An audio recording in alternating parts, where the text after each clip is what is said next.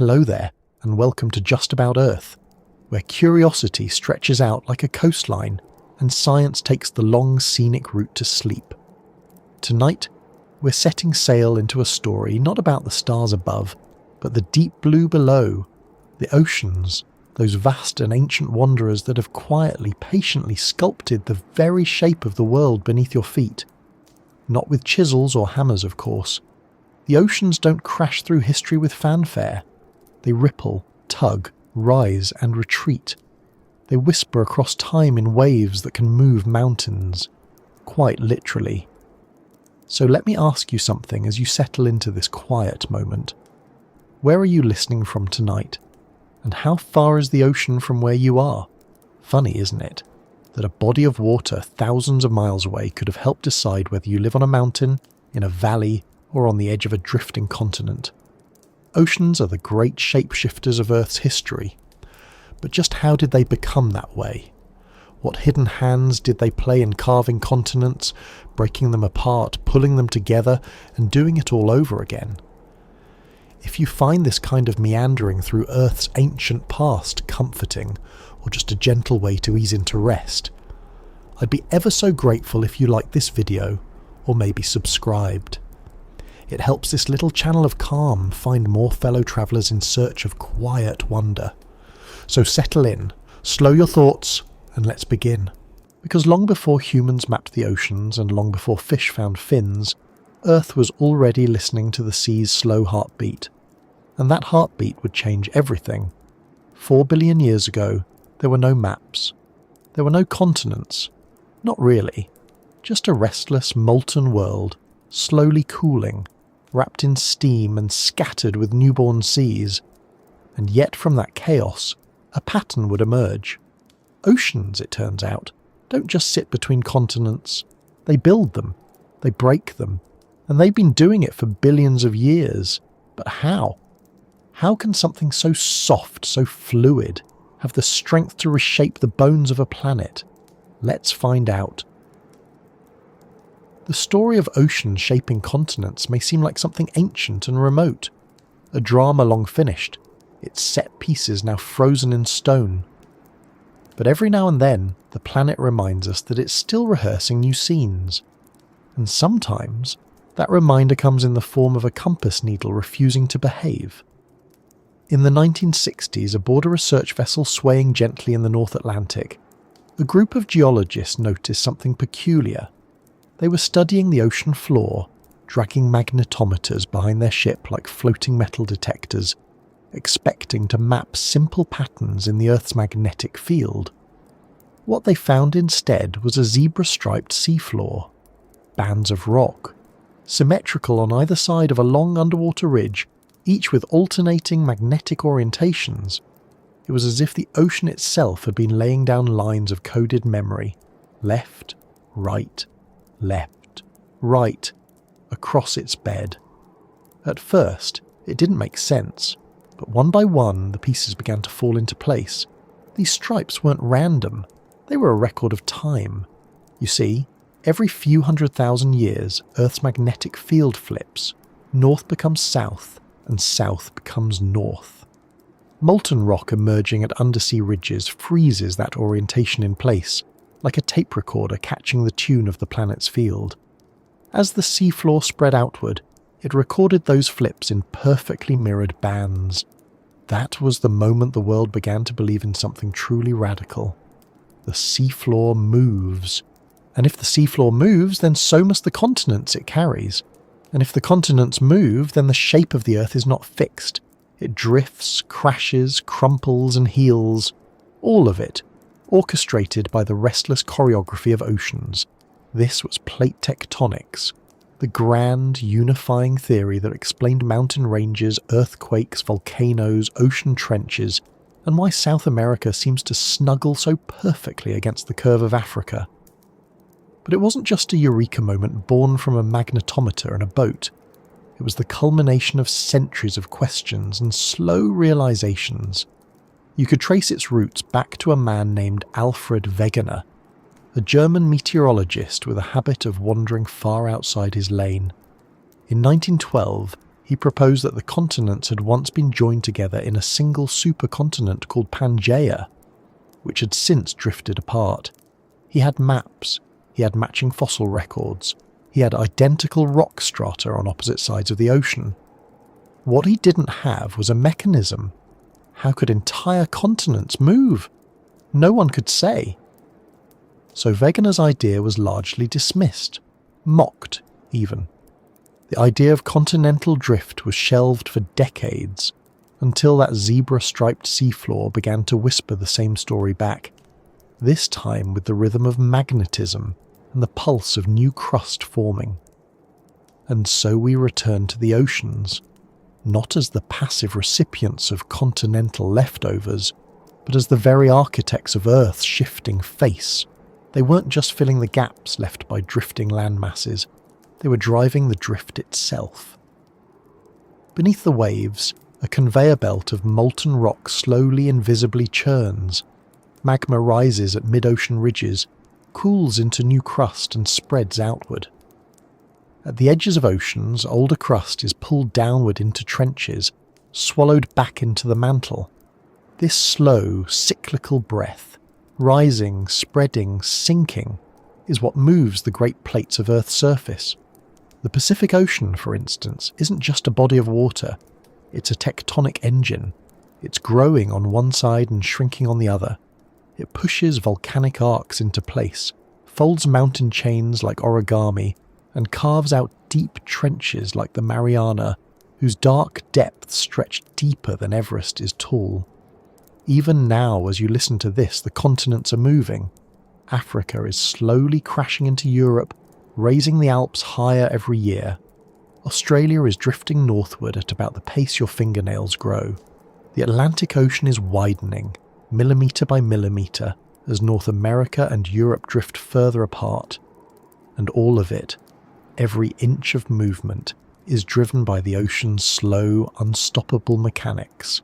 But the oceans don't just push continents around, they sculpt them from the inside out.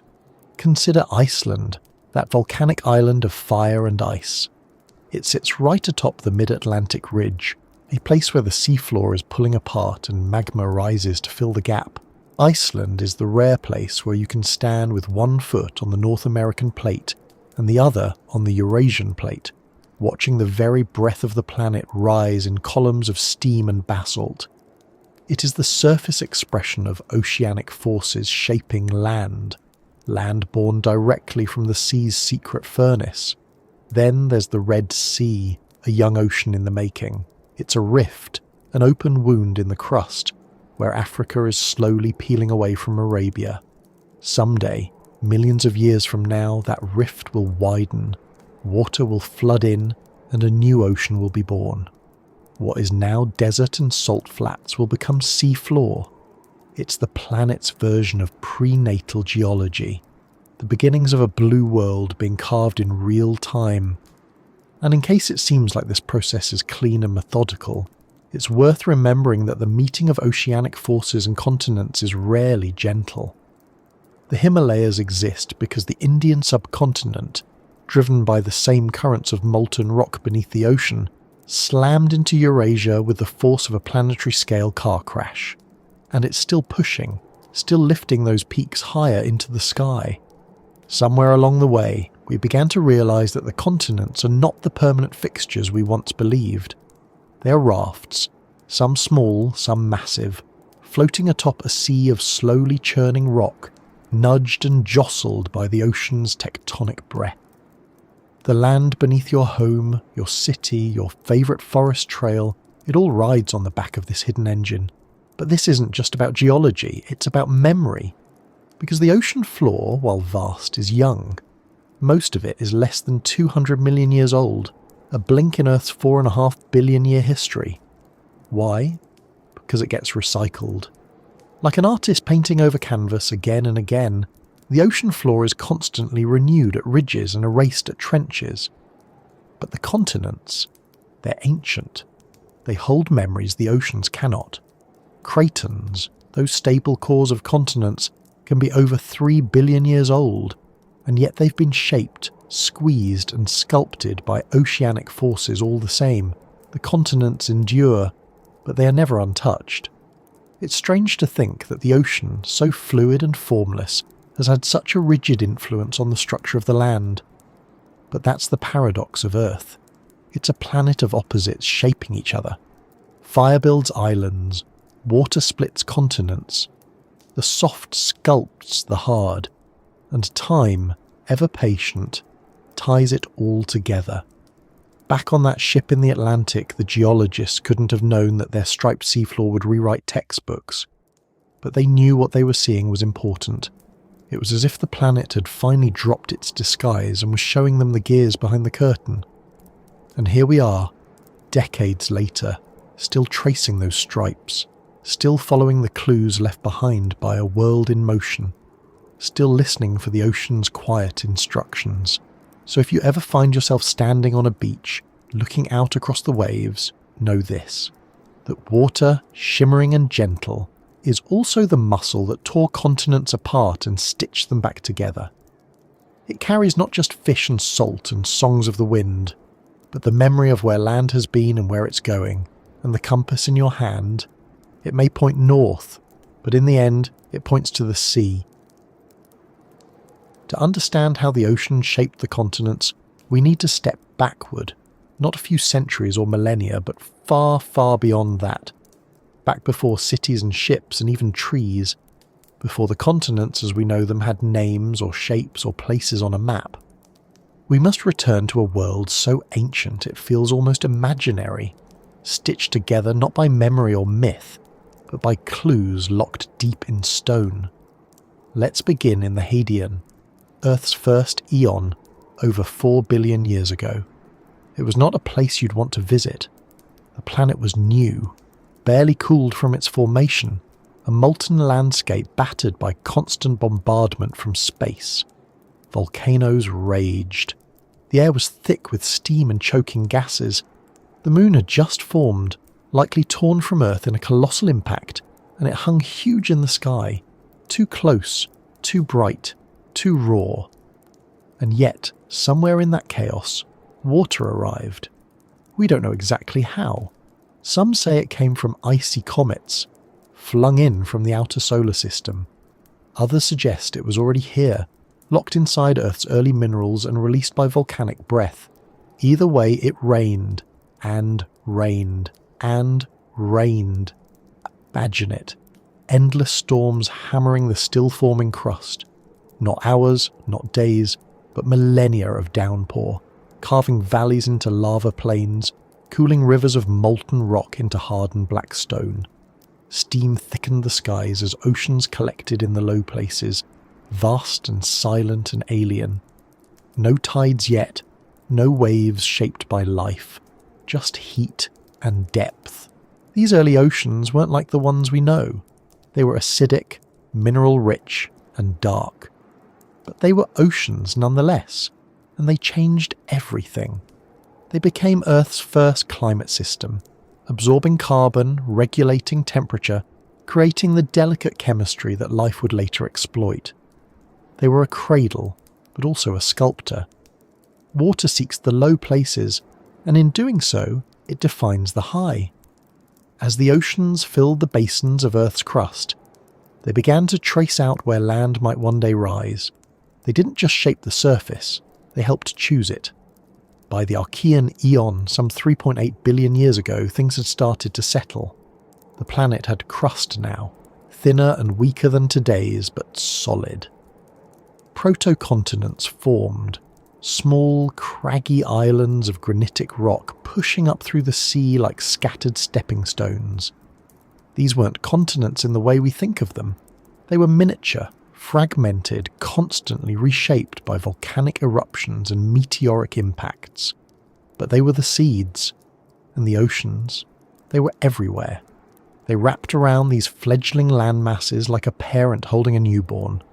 Their waves, gentler now, still eroded, still carved, still carried minerals from place to place.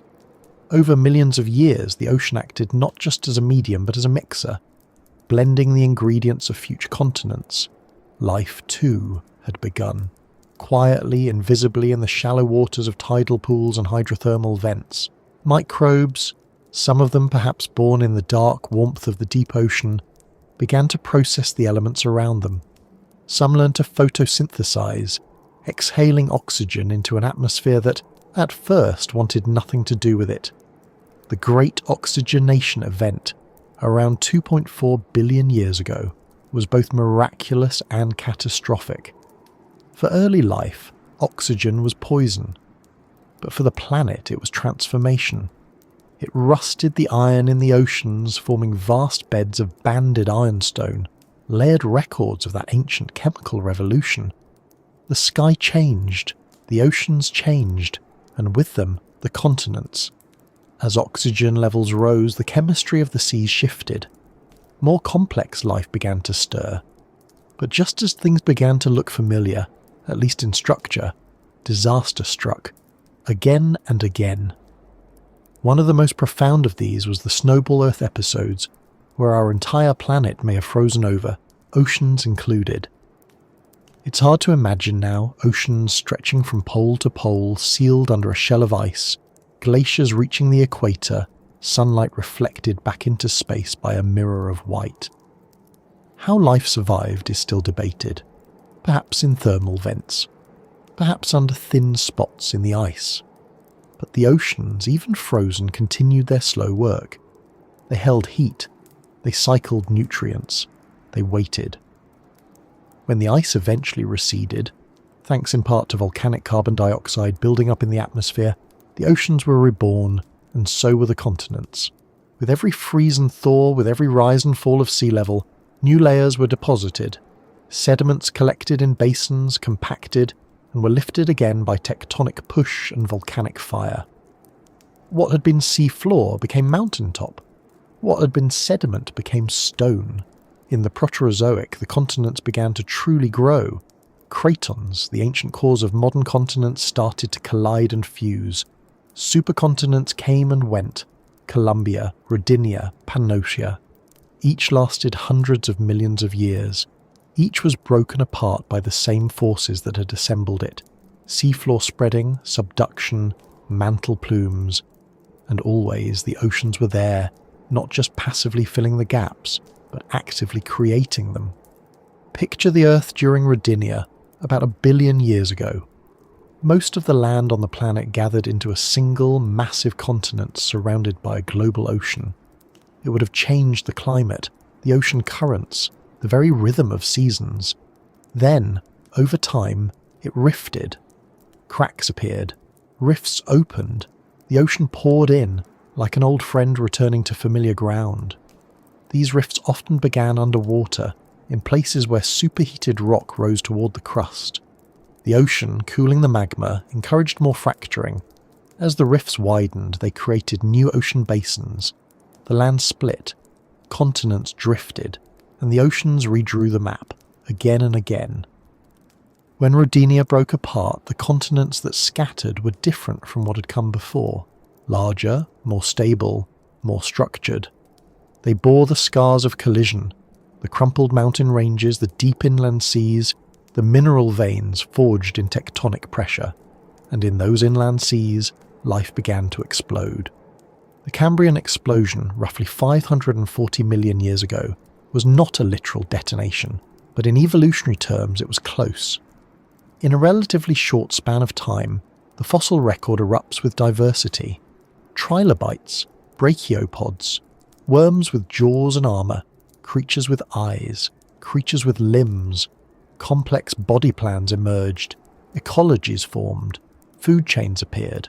The oceans weren't just cradles now, they were laboratories, and the continents, they were coastlines. Because where ocean meets land, richness abounds. Tides mix nutrients, rivers deliver sediment, shorelines offer both protection and challenge. For hundreds of millions of years, life remained tethered to the water's edge. The shape of the continents, their curves, their shelves, their sunken basins, determined where life could thrive, and then, eventually, where it could leave the sea behind. But the oceans still had more shaping to do. During the Paleozoic, the continents once again gathered. This time into the most famous of supercontinents, Pangaea. You may have seen it in textbooks, all the continents fused into one giant mass, ringed by a single vast ocean, Panthalassa. And like all great geological gatherings, it didn't last. Around 200 million years ago, in the Mesozoic era, Pangaea began to crack. The Atlantic Ocean was born, not in a single dramatic moment, but in countless small ruptures, filled by rising magma and cooled by seawater. The continents slowly drifted apart, carried by expanding seafloor. North America and Eurasia to the north, Africa and South America to the south, Australia, India and Antarctica, each tracing their own path, and in the spaces left behind, the oceans flowed. That Atlantic you may have crossed on a plane or stared at from a beach, it's still growing, still spreading at its mid-ocean ridge, still shaping the edges of the continents that fled from Pangaea. The Pacific, meanwhile, is shrinking, its crust being consumed in subduction zones around the Ring of Fire. These movements aren't merely theoretical, they leave marks, deep trenches, island arcs, earthquake belts. The Pacific's slow retreat is why Japan rises, why the Andes soar, why the Himalayas stretch higher each year. Oceans give and they take. They spread new crust and erase the old. They carve the planet like a patient artist, one brush stroke at a time, and all the while, they remember. In their sediments, the oceans store records of past climates, fossils of foraminifera, chemical signatures, isotope ratios. In their movement, they control weather and life, through currents and cycles and temperature shifts. They have shaped not only the continents, but the creatures who walk upon them. Even now, as ice melts and seas rise, the story continues. The continents are not done shifting, the Red Sea still widening, the San Andreas still sliding, the African Rift Valley still pulling apart.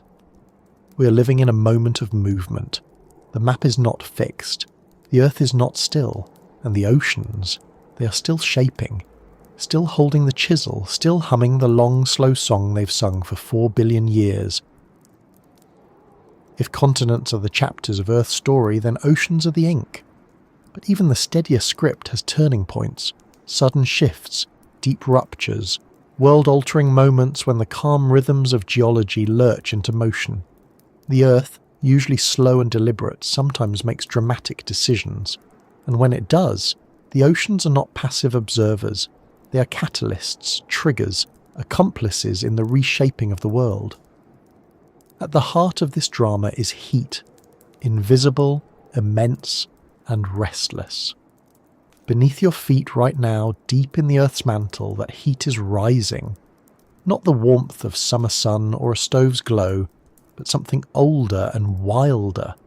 This is primordial heat, left over from the birth of the planet, mixed with the quiet, ticking decay of radioactive elements embedded in the rock. This heat moves. Slowly, yes, but with purpose.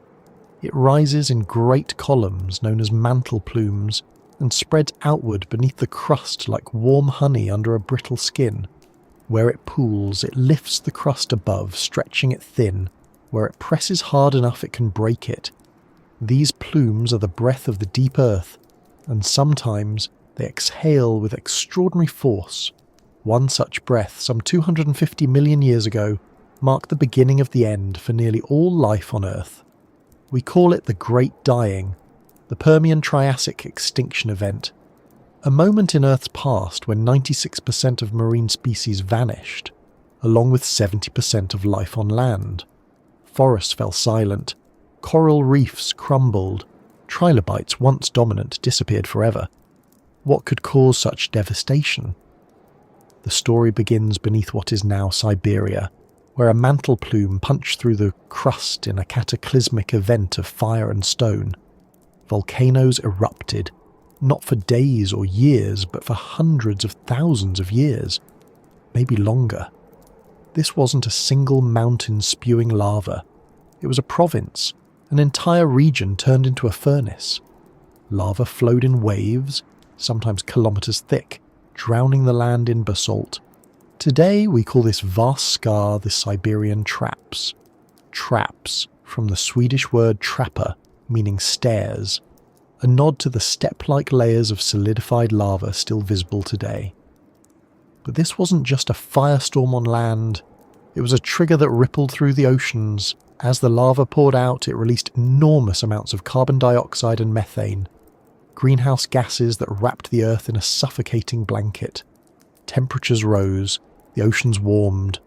Warmer water holds less oxygen, and the seas began to suffocate. Whole ecosystems collapsed. But there was more. As magma intruded into underground coal and salt deposits, it released clouds of toxic gases, chlorine, fluorine and sulfur, into the air. Acid rain fell across the planet. On land, plants withered. In the seas, acidic waters dissolved shells and reefs. The oceans, once the womb of life, became a graveyard. It's easy to think of extinction as a singular event, a moment when everything simply ends. But mass extinctions are not single blinks in time. They are slow, tangled processes with many threads. And in this case, the thread began deep underground and was pulled upward by the quiet persistence of heat. The trigger was volcanic. The consequence was planetary. This wasn't the first time oceans had played a deadly role in reshaping the continents and the life upon them, nor would it be the last. The interplay between Earth's interior and its watery skin is ancient, and the forces that bend continents or birth mountain ranges often begin not with crashing waves, but with what lies beneath. Let's rewind the clock further to another great turning point, the breakup of Pangaea. For millions of years, all of Earth's major land masses were fused into one supercontinent. Pangaea stretched from pole to pole, surrounded by a single global ocean, Panthalassa. It was a world of vast deserts, monsoons and inland seas. But Pangaea was not stable. Deep beneath it, mantle plumes gathered, tectonic stress built. And then the continent began to split. Where the crust weakened, rifts opened. Volcanoes rose. The ocean, ever opportunistic, rushed in. This process didn't happen in a year. It took tens of millions. But from it came the birth of the modern Atlantic Ocean. The mid-Atlantic Ridge, a sprawling chain of underwater volcanoes, still marks the seam where Pangaea pulled apart. It is an active wound, still spreading today. The mechanism was clear. Heat rose, crust thinned, magma surged, and water filled the gap. But the consequences rippled far beyond geology. As the continents drifted apart, they created new coastlines, isolated populations, altered ocean currents. These shifts triggered evolutionary bursts, speciation events, and sometimes new vulnerabilities. Dinosaurs thrived on the new continents. Mammals adapted. Plants spread in new directions. The shape of the continents, shaped by the oceans, now shaped life itself. But the oceans aren't just architects of drift. Sometimes they are the agents of compression. Where oceanic crust is pulled beneath continents, mountains rise. Subduction zones are where land is folded and lifted, where earthquakes snap and volcanoes erupt. These are the front lines of continental change. The Himalayas exist because the Indian plate, once separated from Asia by an ocean, raced northward and collided. It was propelled by seafloor spreading and arrested only by the mass of a continent. The impact wasn't fast, but it was relentless. The oceanic crust between them vanished beneath the collision, and the sea that once separated India from Eurasia closed forever. Today, you can walk high in the Himalayas and find fossils of ancient sea creatures, remnants of a vanished ocean lifted skyward by tectonic force. The presence of these shells is a quiet reminder that even the tallest mountains were once sea floor, and the force that raised them? It began with oceanic motion. Sometimes the oceans cause continents to split. Sometimes they help slam them together, and sometimes they simply pull the threads that unravel entire systems. At the end of the Cretaceous period, 66 million years ago, Earth faced another extinction, the one that ended the reign of the dinosaurs. Most know the story of the asteroid, a 6-mile-wide rock from space striking what is now the Yucatan Peninsula. releasing more energy than billions of atomic bombs, setting the sky on fire, triggering earthquakes and tsunamis, and shrouding the planet in dust. But even here, the oceans played their part. The impact struck a shallow sea. The rocks it vaporized were rich in sulfur. The water turned to steam, carrying sulfate aerosols into the upper atmosphere, blocking sunlight, cooling the Earth drastically. Photosynthesis slowed. Plants died. The food chain collapsed. And beneath India, perhaps not coincidentally, volcanoes were already erupting. The Deccan Traps, like their Siberian cousins, poured out lava and gases, thickening the planet's already troubled skies.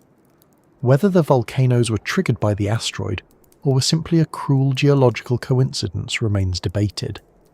But the combination was deadly. The oceans once again became a record of extinction, a mirror of atmospheric crisis, and eventually a womb for rebirth. Because in every mass extinction there is also opportunity. New lineages rise in the quiet spaces left behind. Mammals emerged from the shadows. Flowering plants spread. The continents, now reconfigured, hosted new climates, new migrations, new chances for life to begin again. And all of it, every flood, every fire, every fragile recovery, was shaped, nudged, or amplified by the oceans. They are not separate from the story. They are its central thread. The oceans, after all their roles in destruction, became architects of recovery. In the pale light following the fall of the dinosaurs, the seas stirred with new life. With the great reptiles gone, niches reopened.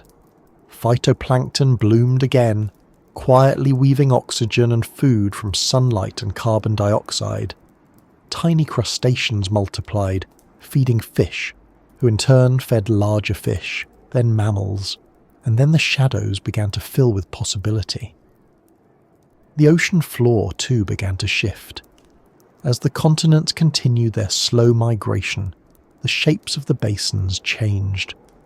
This wasn't just a matter of geography, it redefined the way the world breathed. Because oceans are not still bodies, they circulate, driven by heat from the sun, by the spin of the planet, by the pull of the moon, and the shape of the continents themselves. Currents snake across the globe, carrying warmth from the equator to the poles and returning with the cold. The global conveyor belt, technically the thermohaline circulation, is a planetary bloodstream, connecting the shallow sunlit seas with the deep, dark abyss. It's driven by temperature and salt. Warm, less salty water floats. Cold, salty water sinks. Together they form rivers within oceans, some larger than anything seen on land. And it is here, at the nexus of shape and motion, that the oceans begin to reshape the continents not through brute force, but through subtle influence. As the continents drift, they change the paths of these currents.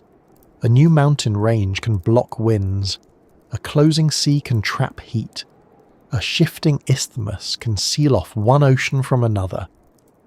One of the most dramatic examples of this came about 5 million years ago with the closing of the Central American Seaway.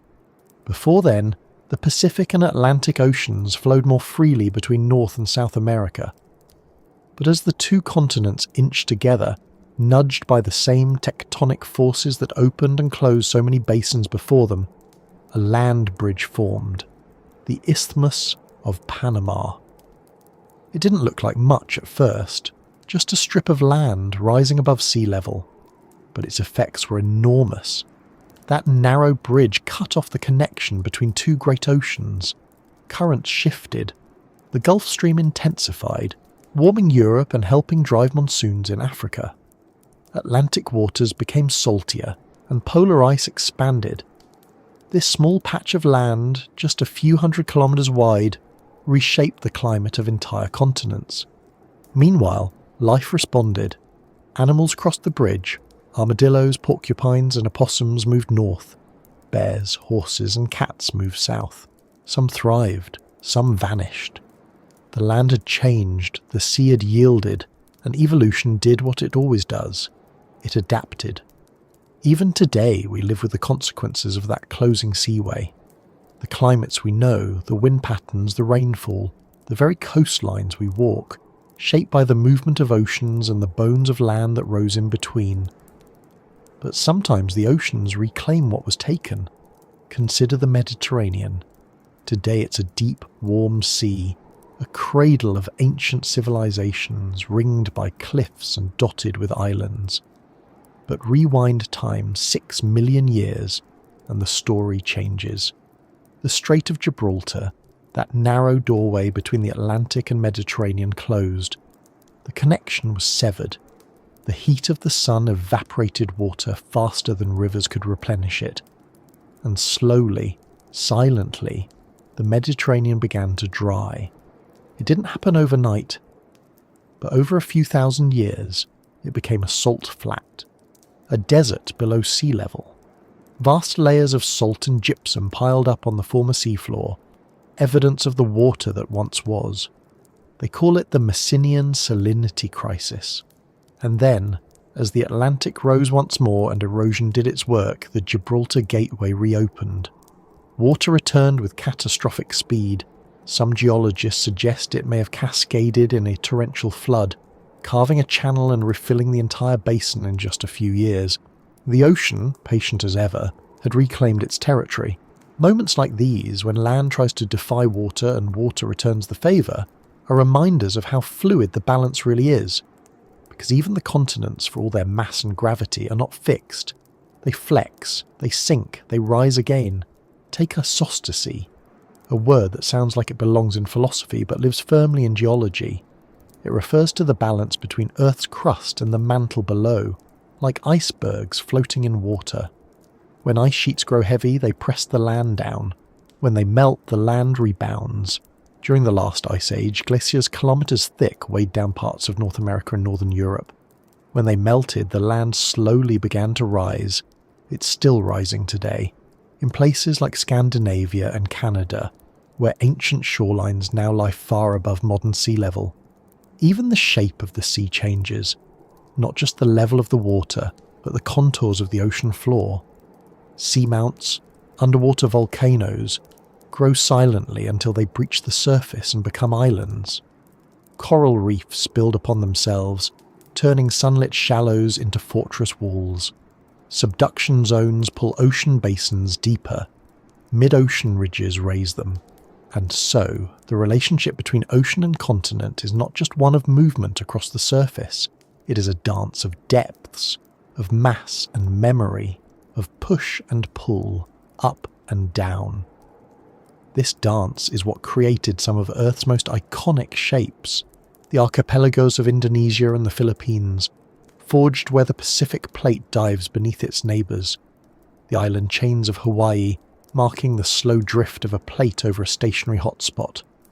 The fjords of Norway, carved by glaciers and flooded by rising seas.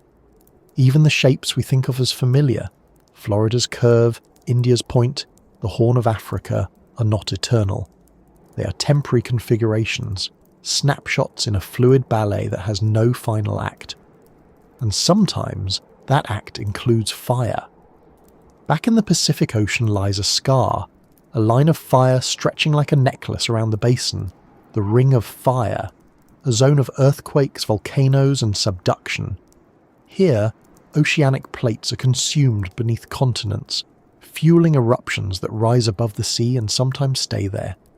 Think of Japan, of New Zealand, of the Aleutian Islands. These aren't just dots on a map.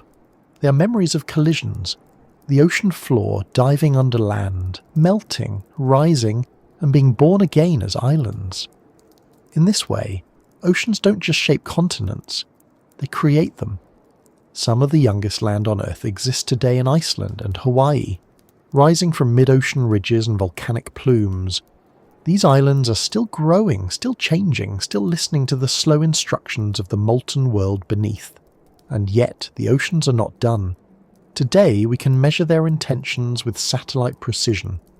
GPS stations track continental drift down to millimeters per year. Ocean buoys sense the rise of heat in deep waters. Submersibles explore volcanic ridges never seen by human eyes. The ocean is still speaking, we're just now learning how to listen. And what it's telling us is this: change never stops. The Red Sea, as we've mentioned, is a young ocean, tearing Africa apart. Someday its rift will widen enough to become a vast basin. Ethiopia and Somalia may drift into the Indian Ocean, forming new islands, new shores. The Atlantic will continue to spread. The Pacific, constrained by subduction, may one day vanish entirely. In its place, another supercontinent may form. Some scientists call it a Asia, a future landmass formed by the collision of the Americas with Asia. It may take 200 million years, maybe more, but the stage is already set. Because the oceans, with their hidden engines and quiet forces, are already at work. Beneath the waves, the continents are moving. The map is shifting. The script continues. And perhaps, most curiously, none of this required us. For most of Earth's history, all this happened in silence. No eyes to witness it. No minds to question it. Oceans split continents, raised mountains, sparked extinctions, seeded life, and swallowed it again. Without applause, without an audience. But now, here we are. Listening, learning, telling the story. And maybe that's the most beautiful part. That we, a fragile species clinging to the surface of one moving raft, can look at the rocks beneath our feet, the waves at our shores, the magnetic stripes on the ocean floor, and read the movements of time itself. That in the shifting of continents and the churn of oceans, we see more than geology. We see the planet dreaming. The Earth never changes in isolation. One shift calls another, one breath sets others stirring. And when oceans act, splitting continents, releasing heat, drowning coastlines, they rarely do so quietly. The effects ripple outward like a pebble dropped in still water, wave after wave touching everything in their path. Each movement in Earth's interior begins a chain of consequences across land, sea, sky, and life itself. Some of these consequences are instant, violent, unmissable, like an earthquake splitting a city or a tsunami stealing the horizon. Others take time, decades, centuries, millennia. But the chain begins all the same. Let's return for a moment to one of Earth's great breakups, the rifting of Pangaea.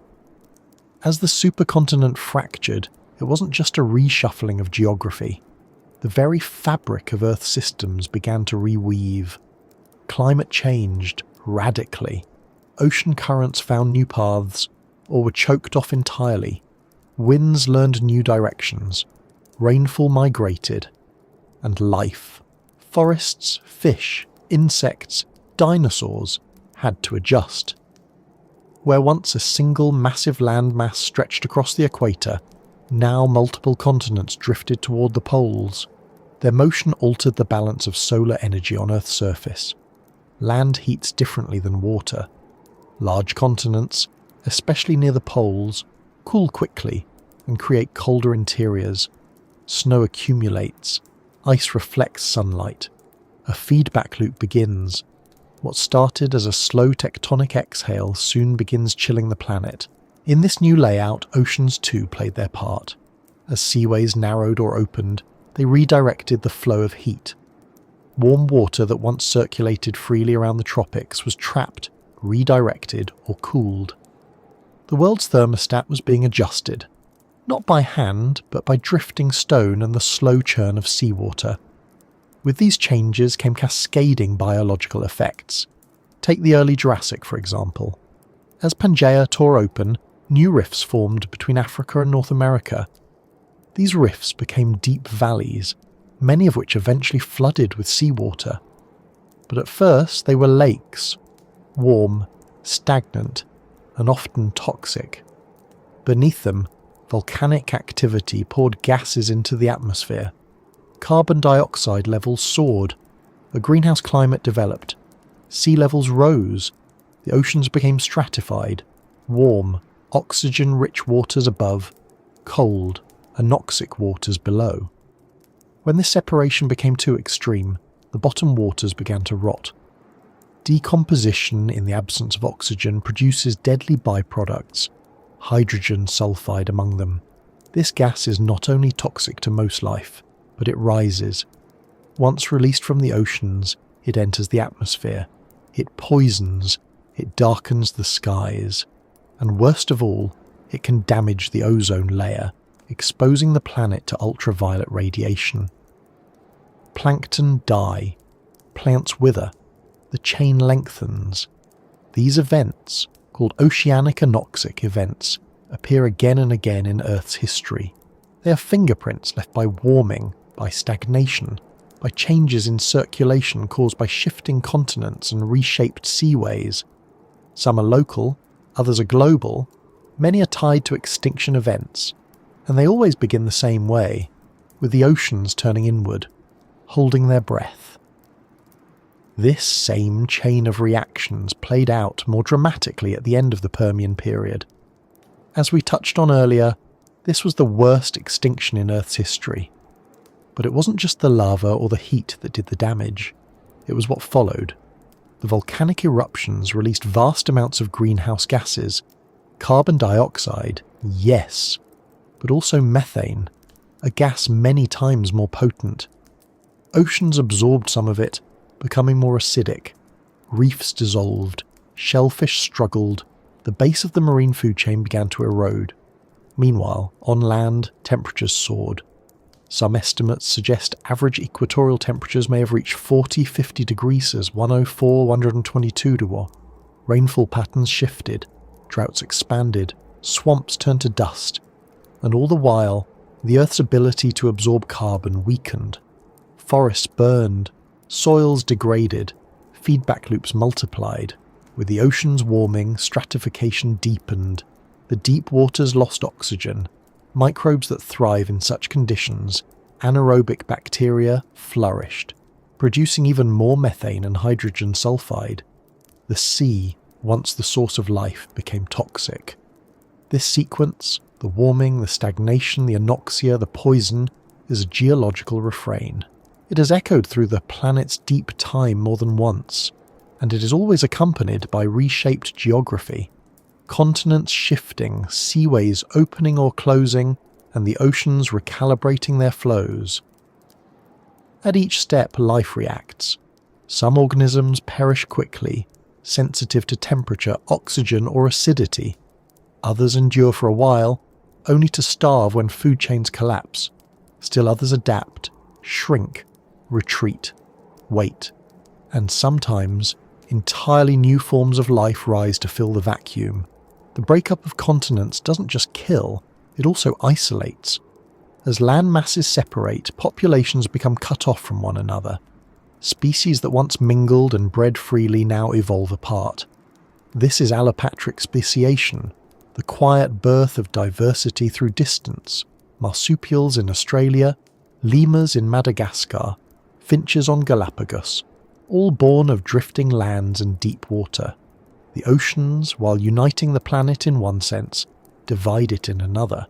They create edges, barriers, island laboratories for evolution to tinker with. And what the oceans divide, they also unify on their own terms. Because when continents collide, they don't just crumple. They force the oceans to find new paths. And those new paths don't always play nicely. Take the collision of India with Asia. It closed the Tethys Sea, an ancient ocean that once stretched between them. As the land rose, the seaway vanished. Marine species were forced into extinction or migration. Those that couldn't adapt disappeared, but the uplifted terrain, now the Himalayas and the Tibetan Plateau, had its own chain of effects. It altered the monsoon system, it rerouted rivers, it influenced jet streams.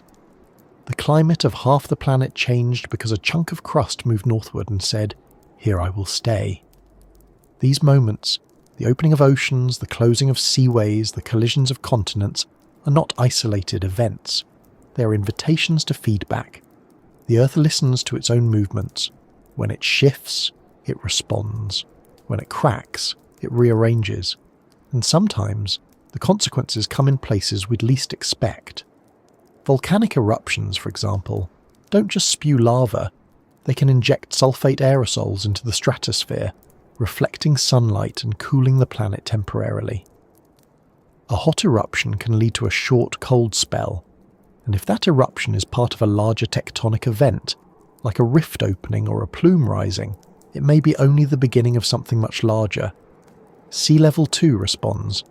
During times of rapid tectonic activity, mid-ocean ridges can rise, displacing ocean water and causing sea level to rise globally. Later, as the ridges cool and sink, the opposite occurs. These are not small fluctuations. During parts of Earth's history, sea level has been over 100 meters higher or lower than today. Whole continents have been flooded. Vast inland seas have formed, teeming with life, only to vanish millions of years later.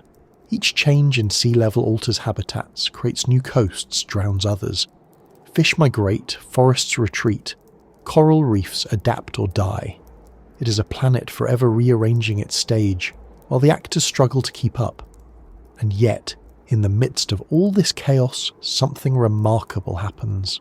Life continues. It doesn't always thrive. Sometimes it suffers, but it adjusts. It finds new ways. It fills the spaces left behind. After every extinction, every mass rearrangement, there comes a moment, not of triumph, but of quiet persistence. A fish that learns to tolerate lower oxygen. A fern that grows in ash-choked soil. A tiny mammal scurrying through the underbrush of a shattered forest, unaware that it carries the future in its blood. These are the threads that continue the story. Not grand, not sudden, but enough.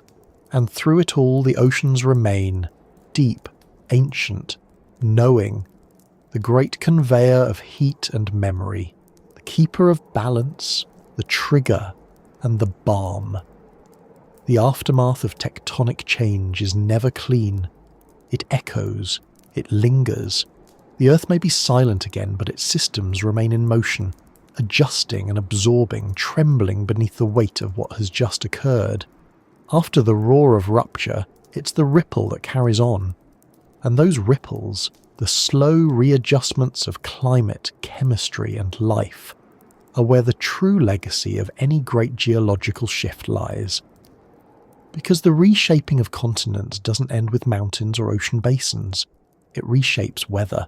It rewrites ecosystems. It recalibrates the balance between atmosphere and sea. It's not the moment of change that defines the world. It's the long recovery that follows. Let's follow one of those ripples. After Pangaea split and the Atlantic Ocean began its long, patient widening, the continents weren't simply drifting apart like leaves on a pond. They were changing shape. As North America pulled westward, tension built across its crust. The land cracked, warped, rose. The Rocky Mountains began to form, not through a straightforward collision, but through a complex ballet of subduction and resistance. To the west, the Pacific Plate was diving beneath North America. But unlike the sharp-angle subduction we see in places like the Andes, this one was shallower. The descending slab scraped further beneath the continent, pushing uplift far inland. As it did, it warped the crust from below, lifting entire regions of what would become Colorado, Wyoming and Montana. It wasn't a crash, it was more like a slow shove from beneath, and with that slow lift came consequences. Rivers changed direction, sediment piled up in new places, rain shadows formed, forests dried, animals migrated. Entire ecosystems that once flourished near ancient coasts found themselves marooned, their climates shifting without moving an inch. The ripple was subtle, but steady. Then came the heat. In the Eocene epoch, about 50 million years ago, Earth entered one of its warmest periods. There were no ice caps. Palm trees grew near the poles. Crocodiles paddled through what is now the Arctic. And part of the reason for this warmth was how the continents had arranged themselves. With the Atlantic widening and the Pacific's ring of subduction tightening, global circulation changed. The connection between equatorial and polar currents weakened. Warm water lingered in the tropics. Ocean currents became sluggish, less efficient at distributing heat. Carbon dioxide levels were high, partly from volcanism, partly from the lack of major carbon sinks. The result was a world wrapped in a kind of greenhouse serenity, until, of course, it wasn't. Because eventually, those same continents drifted into new positions. Antarctica broke from Australia and began to drift southward. By about 34 million years ago, it had reached the bottom of the world, and something remarkable happened. An ocean current formed around it. The Antarctic Circumpolar Current, the largest and strongest current on the planet, began to encircle the continent, isolating it thermally from the rest of the world. No longer could warm tropical water reach its shores. Temperatures plummeted, ice sheets formed, and just like that, Earth entered a new climate chapter, the Age of Ice. This wasn't just a southern story. As ice accumulated in Antarctica, sea level dropped globally. Habitats shrank. Coastal areas became plains. Ocean salinity increased. New current patterns emerged. And the balance of carbon dioxide between ocean and air shifted once again. That ripple, born of a continental drift, had become a tidal wave of transformation. And in the north, another story was unfolding. Over the next few million years, North and South America continued their slow convergence. The Isthmus of Panama rose from the sea. As it did, the Atlantic and Pacific Oceans, which had mingled freely for tens of millions of years, were suddenly cut off from one another. The Atlantic became saltier. The Pacific became fresher. Currents changed direction. The Gulf Stream strengthened, pulling warm water northward and fueling snowfall in high latitudes. Paradoxically, this warmth may have helped trigger the Northern Hemisphere's ice ages by building up snow that reflected more sunlight and cooled the planet further. It's a strange truth. Sometimes warming leads to cooling. Sometimes opening a sea leads to extinction. Sometimes closing one leads to life. There are no clean lines in these chain reactions, just a web. Complex, chaotic, interconnected. And that web doesn't only stretch through space, it stretches through time. One volcanic event might release carbon dioxide that warms the planet for hundreds of thousands of years. That warmth may thaw permafrost, releasing more greenhouse gases. It may trigger methane hydrates to erupt from the seafloor. It may expand forests, which draw down carbon. It may change rainfall, which affects erosion, which affects nutrient delivery to oceans, which affects plankton, which affects oxygen, which affects fish, which affects everything. Each link leads to the next, and the ocean is there in every step, amplifying, damping, directing. Even now in the modern world, we can see these same processes still at work. Off the coast of Western Africa, dust from the Sahara fertilizes the Atlantic, feeding plankton that draw carbon from the air. That carbon sinks to the seafloor in their tiny bodies, locking it away for millennia. In the Arctic, melting sea ice exposes darker ocean water, which absorbs more heat, which melts more ice, which raises sea levels, which changes currents, which affects storm tracks. In the Pacific, El Niño and La Niña events, temporary shifts in ocean temperature, change rainfall patterns around the globe, affecting crops, migration, and even disease. We often think of the oceans as separate from land, but they're not. They're the backdrop, the engine, the archive. The sediment layers on the seafloor record past climates in their chemistry. Fossils on the shelves of drowned coastlines tell us where ancient shores once lay. Salinity, temperature, and current speed all tell us what's coming, and what's coming is never simple. The Earth does not return to balance quickly. After every great upheaval, there is a long period of adjustment, a breathing in, a recalibration. New species rise slowly, forests regrow, coral reefs reform if conditions allow. Sometimes they don't, and sometimes the aftershocks of an event are felt long after the event has ended. Take the Paleocene Eocene thermal maximum, or PETM. About 56 million years ago, in the wake of the breakup of Gondwana and the rearrangement of ocean currents, something triggered a massive release of carbon into the atmosphere. Temperatures spiked, the oceans acidified, deep-sea creatures vanished, mammals shrank in size, rainfall patterns shifted dramatically. The warming lasted for hundreds of thousands of years, the recovery, millions more. This is what Earth does. It survives, but slowly. And now, in the Anthropocene, the age of human influence, we're adding our own chain reactions to the mix. Burning fossil fuels releases carbon once stored in ancient oceans and coastal swamps. That carbon warms the atmosphere. The atmosphere warms the ocean expands. Ice melts. Sea level rises. Shorelines retreat. Salinity patterns change. Currents wobble. And life responds, often by retreating, migrating or disappearing. It is not a new pattern. It is the oldest pattern. But this time, it's moving faster. And yet, even now, the Earth responds in familiar ways. Trees grow faster in carbon-rich air, until droughts or fires undo the gains. Ocean algae bloom in new places, until acidification strips away their shells.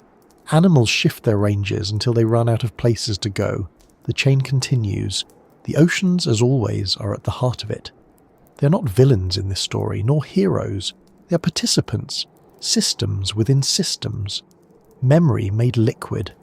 They remember every change, every spike in carbon, every crash in biodiversity, every warming and cooling and rising and falling. They remember the continents too, where they've been, how they've wandered, what they've survived. And they carry those stories in layers of mud, in the swirl of currents, in the shape of coastlines, and the chemistry of rain. So when we look at a map, we're not seeing stillness. We're seeing choreography frozen mid-step. Every continent is a consequence. Every island is a ripple. Every mountain range is a memory. And the oceans, they are the ones who moved the pieces, reset the stage and swept the curtains wide. The aftermath of change is never truly past. It's just the next prelude in a longer song. And the oceans, old and tireless, are still humming the melody. To understand how oceans shaped continents, not just once, but again and again, we need to zoom out even further. Because the Earth doesn't simply change, it cycles. Patterns emerge in deep time like constellations, faint at first but undeniable once seen. And through those patterns we realise something quietly astonishing. What we often think of as rare events, massive extinctions, supercontinent breakups, rapid warming, are not random at all. They are verses in a long, slow poem that the planet has been reciting for billions of years. And the oceans, they are the refrain. They've been here from the beginning, or nearly. Their chemistry has changed. Their currents have shifted. But the oceans have been the stage upon which Earth's greatest upheavals played out. They were here before continents had names, before fish had bones, before oxygen filled the air. So let's look back. Not to a single event, but to the rhythm of events, the slow beat of Earth's geologic memory, the pattern of transformation that has shaped the continents we walk today. It begins with heat. Every few 100 million years, the mantle below the crust grows restless. Heat builds, plumes rise. Continental plates, pushed and pulled by this energy, begin to gather into supercontinents, massive land masses that reshape ocean circulation, atmospheric currents, and the course of evolution itself. The Earth has likely seen at least 4 or 5 of these supercontinents. Pangaea, the most recent. Before that, Pannotia. Before Pannotia, Rodinia. Before Rodinia, Columbia. And before even Columbia, a shadowy candidate named Ur. Each one formed, broke apart and left behind traces in the arrangement of continents, in the mineral record, in the fossilized whispers of life that once crawled across their coasts. And each time the oceans responded. Take Rodinia, assembled roughly 1 billion years ago. It was vast, dry, and stretched across the equator. It changed weather patterns. Rainfall dwindled across the interior. Rivers dried. Nutrients that once flowed into the sea diminished, and the oceans began to starve. With fewer nutrients, photosynthesis slowed. Oxygen production dipped. Life, still mostly microbial, faced new challenges. And then came the cold. Some scientists believe that Rodinia helped trigger one of the most extreme ice ages in Earth's history, the Cryogenian, a time when glaciers may have reached all the way to the equator, entire oceans locked beneath ice, a snowball Earth. And yet somehow life survived, in deep ocean hydrothermal vents, in pockets beneath the ice, in briny cracks between glaciers. When Rodinia eventually broke apart, the Earth began to thaw. Volcanic activity released carbon dioxide. The atmosphere thickened, temperatures rose, and in the aftermath of this glacial silence, something remarkable happened. Life became more complex. This is a pattern we'll see again. Geological disruption followed by evolutionary innovation, mass extinction followed by adaptive radiation. Oceans made hostile, then hospitable again, and each time life takes the reset button and runs with it. Fast forward to the next supercontinent, Pannotia. Short-lived but impactful, its assembly and quick fragmentation may have helped usher in the Cambrian explosion, the most rapid diversification of life in Earth's history. Suddenly there were eyes, jaws, shells, creatures that burrowed, swam, hunted and built reefs. Why the explosion? Possibly the breakup of Pannotia created more shallow seas, ideal real estate for early marine life. Possibly nutrient-rich runoff increased. Possibly oxygen levels rose. More likely, all of it together. A cascade once again set off by the shifting of land and the whispers of the ocean. These shallow epicontinental seas, broad, warm and rich, became nurseries for trilobites, anomalocarids, early mollusks and strange creatures we're still trying to name. Life filled the space that geological chance had created. And as the continents kept drifting, as the oceans widened and narrowed, life kept pace, but not without setbacks. Because if Earth has patterns of innovation, it also has patterns of loss. There have been 5 major mass extinctions in Earth's history, the Big Five, and oceans played a role in all of them. The Ordovician-Silurian extinction, about 444 million years ago, was likely triggered by a sudden glaciation. Sea levels fell, habitats collapsed. Then came warming, sea levels rose, anoxia spread. A 1-2 punch of freezing and suffocating. Ocean life, especially those in shallow seas, suffered greatly. Then the late Devonian extinction, 372 million years ago. A long, drawn-out decline rather than a single moment. Reef systems vanished. Ocean oxygen levels dropped again, possibly due to volcanic activity, possibly due to the spread of deep-rooted plants altering nutrient runoff, possibly both. Then the Permian-Triassic extinction, the Great Dying as we've seen. Then the Triassic-Jurassic extinction, around 201 million years ago, likely caused by another round of volcanic eruptions tied to the rifting of Pangaea. Carbon dioxide soared, oceans acidified.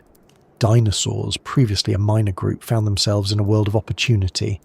And then the most famous, the Cretaceous-Paleogene extinction, 66 million years ago. The asteroid, the dust, the darkness, but also the Deccan traps, and again, the oceans, their currents, their chemistry, their ability to buffer and reflect the trauma of the skies. Each extinction was global.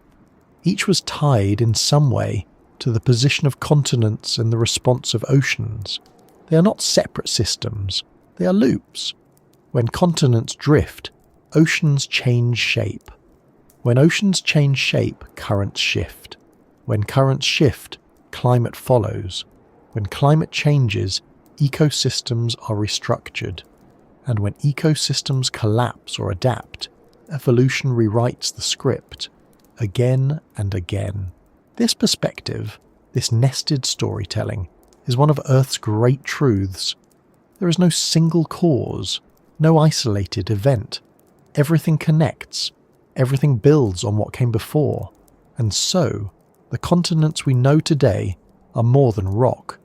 They are layered stories. The Andes carry volcanic memory from the subduction of Pacific crust.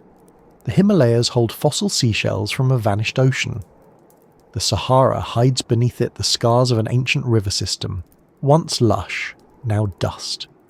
Each feature we see is the residue of chain reactions, the evidence of broader patterns, and it goes even deeper. Because beneath the continents, beneath even the oceans, are the roots of this cycling. Convection in the mantle, the restless drift of lithospheric plates. Mantle plumes rising like candle flames from the core mantle boundary. These processes move so slowly they're invisible in a human life. But over eons they change the face of the world. Some researchers even suggest that supercontinent cycles may affect more than just land and life. They may influence the composition of the atmosphere itself. When continents gather, weathering decreases, carbon stays in the air. When they spread apart, more coastlines erode, drawing down carbon. It's not fast, it's not constant, but it's real. And once again, the oceans are the medium through which these changes occur. The slow wash of waves on new shores, the silent settling of carbon-rich shells to the seafloor, the steady absorption and release of heat. These are not dramatic acts. They are quiet ones, but they are powerful, and they've been happening longer than we've been here to notice. The more we look backward, the more we see that Earth doesn't simply change, it cycles. And yet, those cycles aren't perfect loops. They evolve, they echo with variation. Each revolution through time reshapes the next. The players may return, but the script shifts. Take the oceans, ancient, vast, eternal in appearance, but they too have histories. Not just of where they were, but of what kind of oceans they were. Oceans rich in iron, oceans poor in oxygen, oceans sealed under ice, oceans choked with life. Each incarnation altered the planet differently. Some of the earliest oceans were nothing like those of today. They were acidic and dark, infused with dissolved iron and methane. Before photosynthesis, before oxygen, the ocean was Earth's lifeblood and its lungs. Microbes ruled, performing chemosynthesis at deep hydrothermal vents.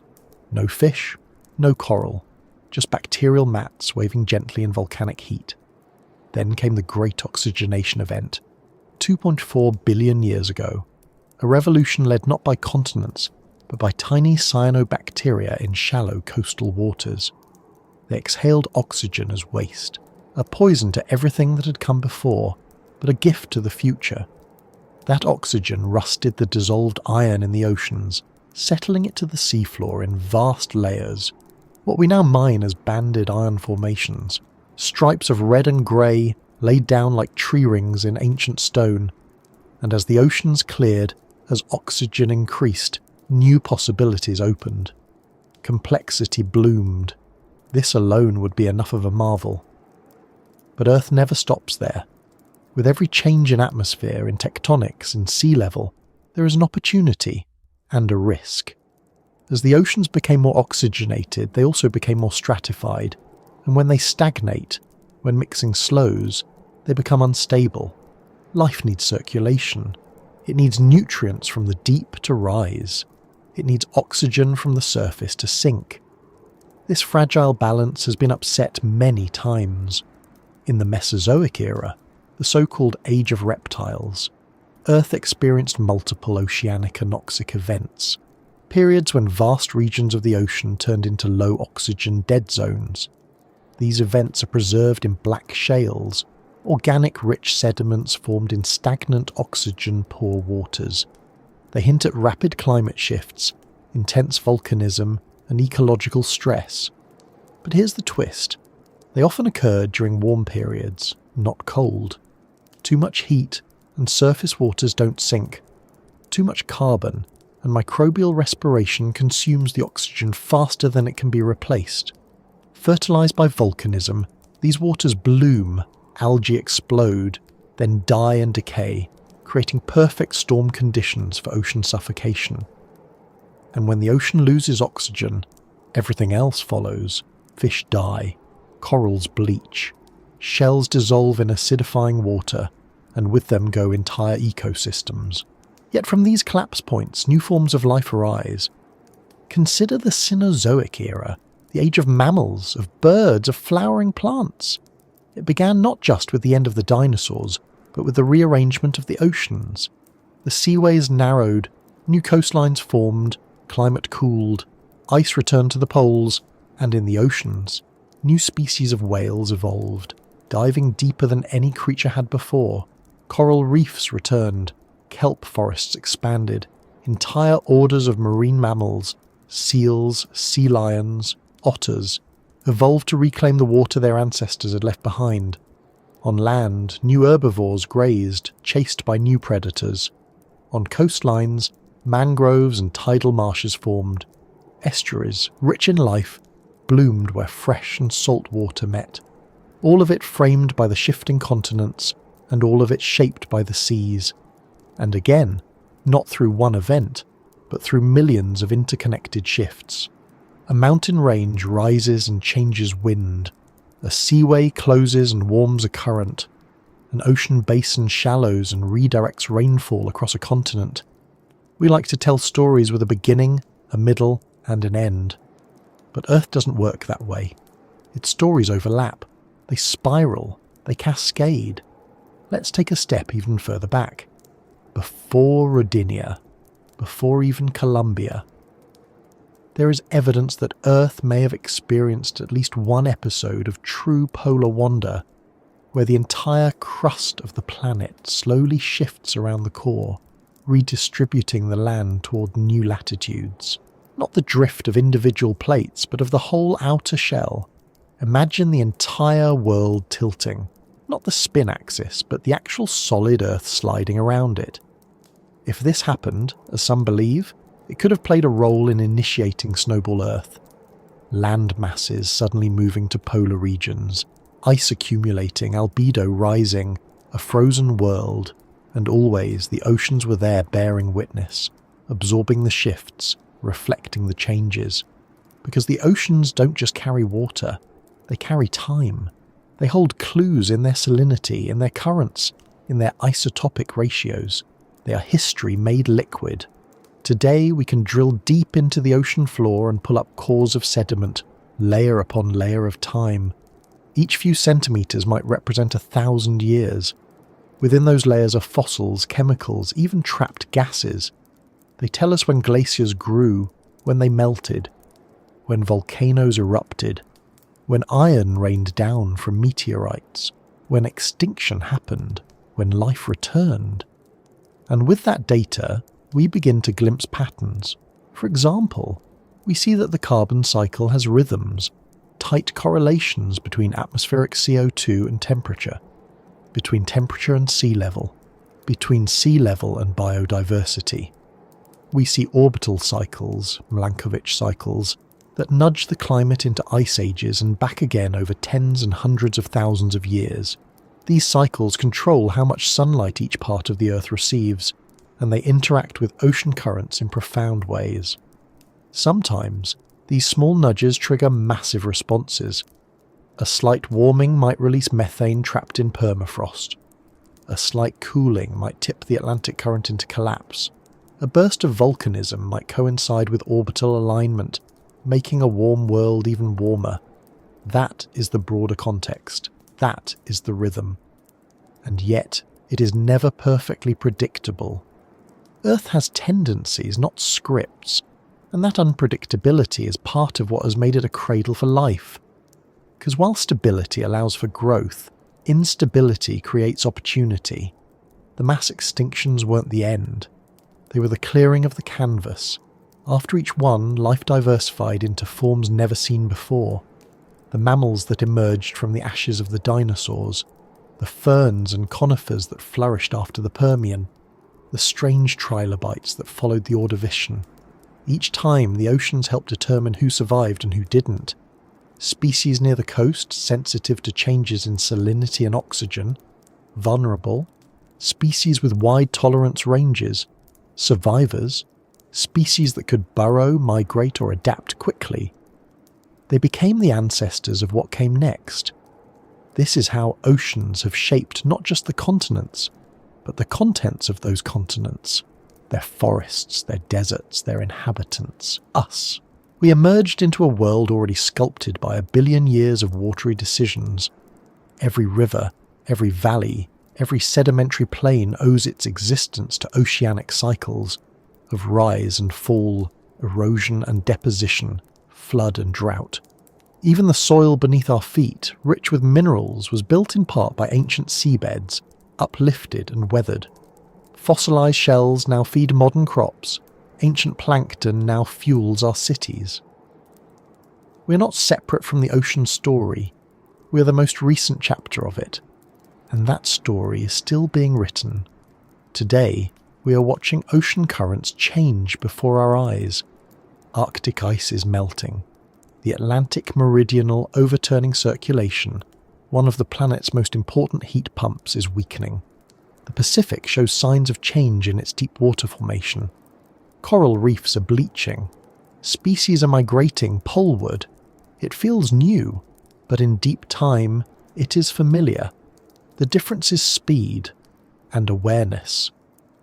For the first time in Earth's long history, one species knows what's happening, knows that oceans and continents are not fixed, that climate and chemistry are not constants, knows that the chain reactions have always been there and are now accelerating, and perhaps most profoundly, knows that it has the power to influence them. That is the broader context, the lesson of every supercontinent, every extinction, every recovery. The Earth is alive with motion. The oceans are its memory. The continents are its skin.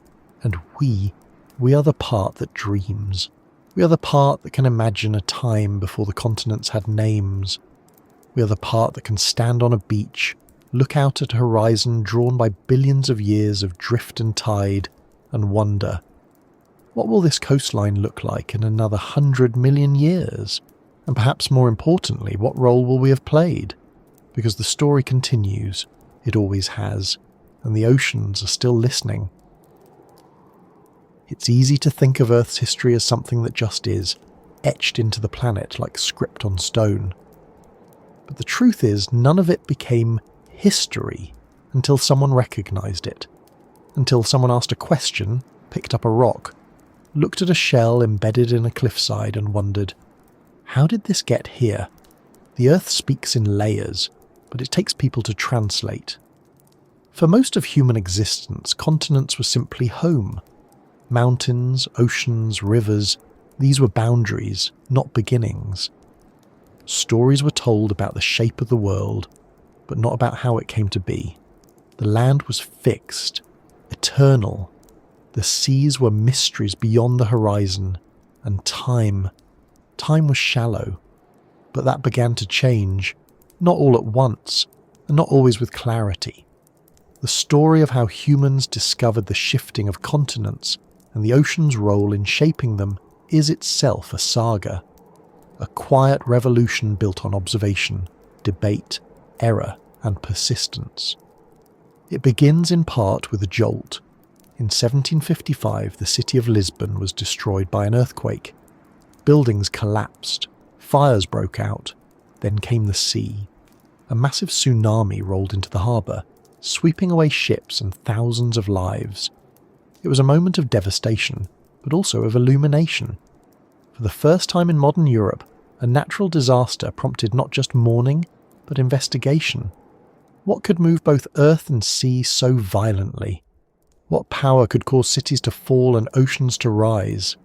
At the time, answers were elusive, but questions had been sparked. In the early 19th century, a Scottish geologist named James Hutton began to look more closely at the rocks beneath his feet. He noticed something strange. In some places, horizontal layers of rock had been pushed upright. Older rocks sat atop younger ones. Fossils appeared out of sequence. This made no sense if Earth had always looked the same, but Hutton saw something deeper. He imagined a planet in motion, not quickly, but slowly. relentlessly. He proposed an idea that would become foundational. The present is the key to the past. If rivers carve valleys now, they always have. If volcanoes erupt now, they always have. Earth's processes were continuous, patient, immense. It was a radical shift in thinking. And it required a radical new sense of time. Hutton saw deep time where others saw permanence. He looked at a landscape and saw not a static view, but a single frame in an unending film.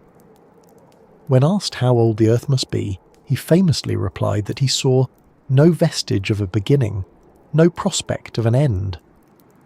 Not long after, Charles Lyell expanded Hutton's ideas. In his book Principles of Geology, he argued that Earth had been shaped by slow, gradual processes, not cataclysms, erosion, sedimentation, uplift, all working together across eons. His writing would influence a young Charles Darwin, who carried a copy aboard the HMS Beagle. While Darwin explored coastlines and catalogued creatures, he also read rocks. In the Andes, he found fossilized seashells high in the mountains, proof that the land had once been submerged. He began to understand that Earth's surface wasn't fixed, that it changed, that life adapted, but it would be another century before scientists could explain how. The 20th century brought new tools and new minds willing to challenge orthodoxy. One of the most significant was Alfred Wegener, a German meteorologist with an eye for patterns. In 1912, he noticed that the coastlines of South America and Africa fit together like puzzle pieces. He wasn't the first to see it, but he was the first to propose that the fit was more than coincidence. He called his idea continental drift. Wegener argued that continents had once been joined together in a single landmass, what he called a continent, later known as Pangaea. Over time, they drifted apart, tearing through the ocean floor, leaving fossil trails and geologic clues behind. He had evidence, matching rock strata across continents, fossilized plants found on both sides of the Atlantic, ancient glacial scars in tropical regions. But he lacked a mechanism. How could massive landmasses simply drift? The scientific community dismissed him. Continental drift was labelled speculation, not science. Wegener died in 1930 on an expedition in Greenland, unaware that his ideas would later reshape the very foundation of geology. The breakthrough came, as it often does, from looking in the right place with the right tool. In the mid-20th century, as submarines and sonar advanced during and after World War II, scientists began mapping the ocean floor in unprecedented detail. What they found astonished them. The seafloor was not flat. It had mountain ranges, most notably the Mid-Atlantic Ridge. It had trenches, fracture zones, and enormous rifts. And even more surprisingly, the rocks near the mid-ocean ridges were younger than those farther away. This discovery aligned perfectly with a new theory: seafloor spreading. Proposed by Harry Hess and others, the idea was simple but profound. New crust was being formed at mid-ocean ridges. As magma rose and cooled, it pushed the older crust outward, carrying the continents with it. And as crust moved away from the ridge, it eventually plunged back into the mantle at subduction zones. The Earth wasn't static, it was recycling itself. With this, plate tectonics was born. It was a unifying theory, a way to explain earthquakes, volcanoes, mountain ranges, and yes, the drifting of continents.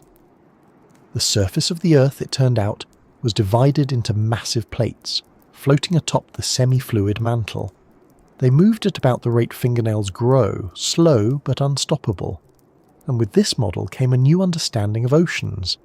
They were not simply bodies of water, but dynamic systems tied to the movement of plates, the creation and destruction of ocean basins, the birth of island chains, the collision zones that uplifted land and closed ancient seas.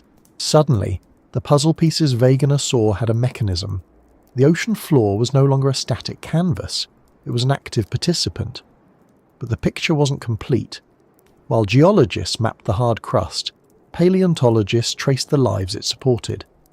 Fossils told of warm seas where glaciers now sit, shells in the Sahara, marine reptiles in the high Canadian Rockies.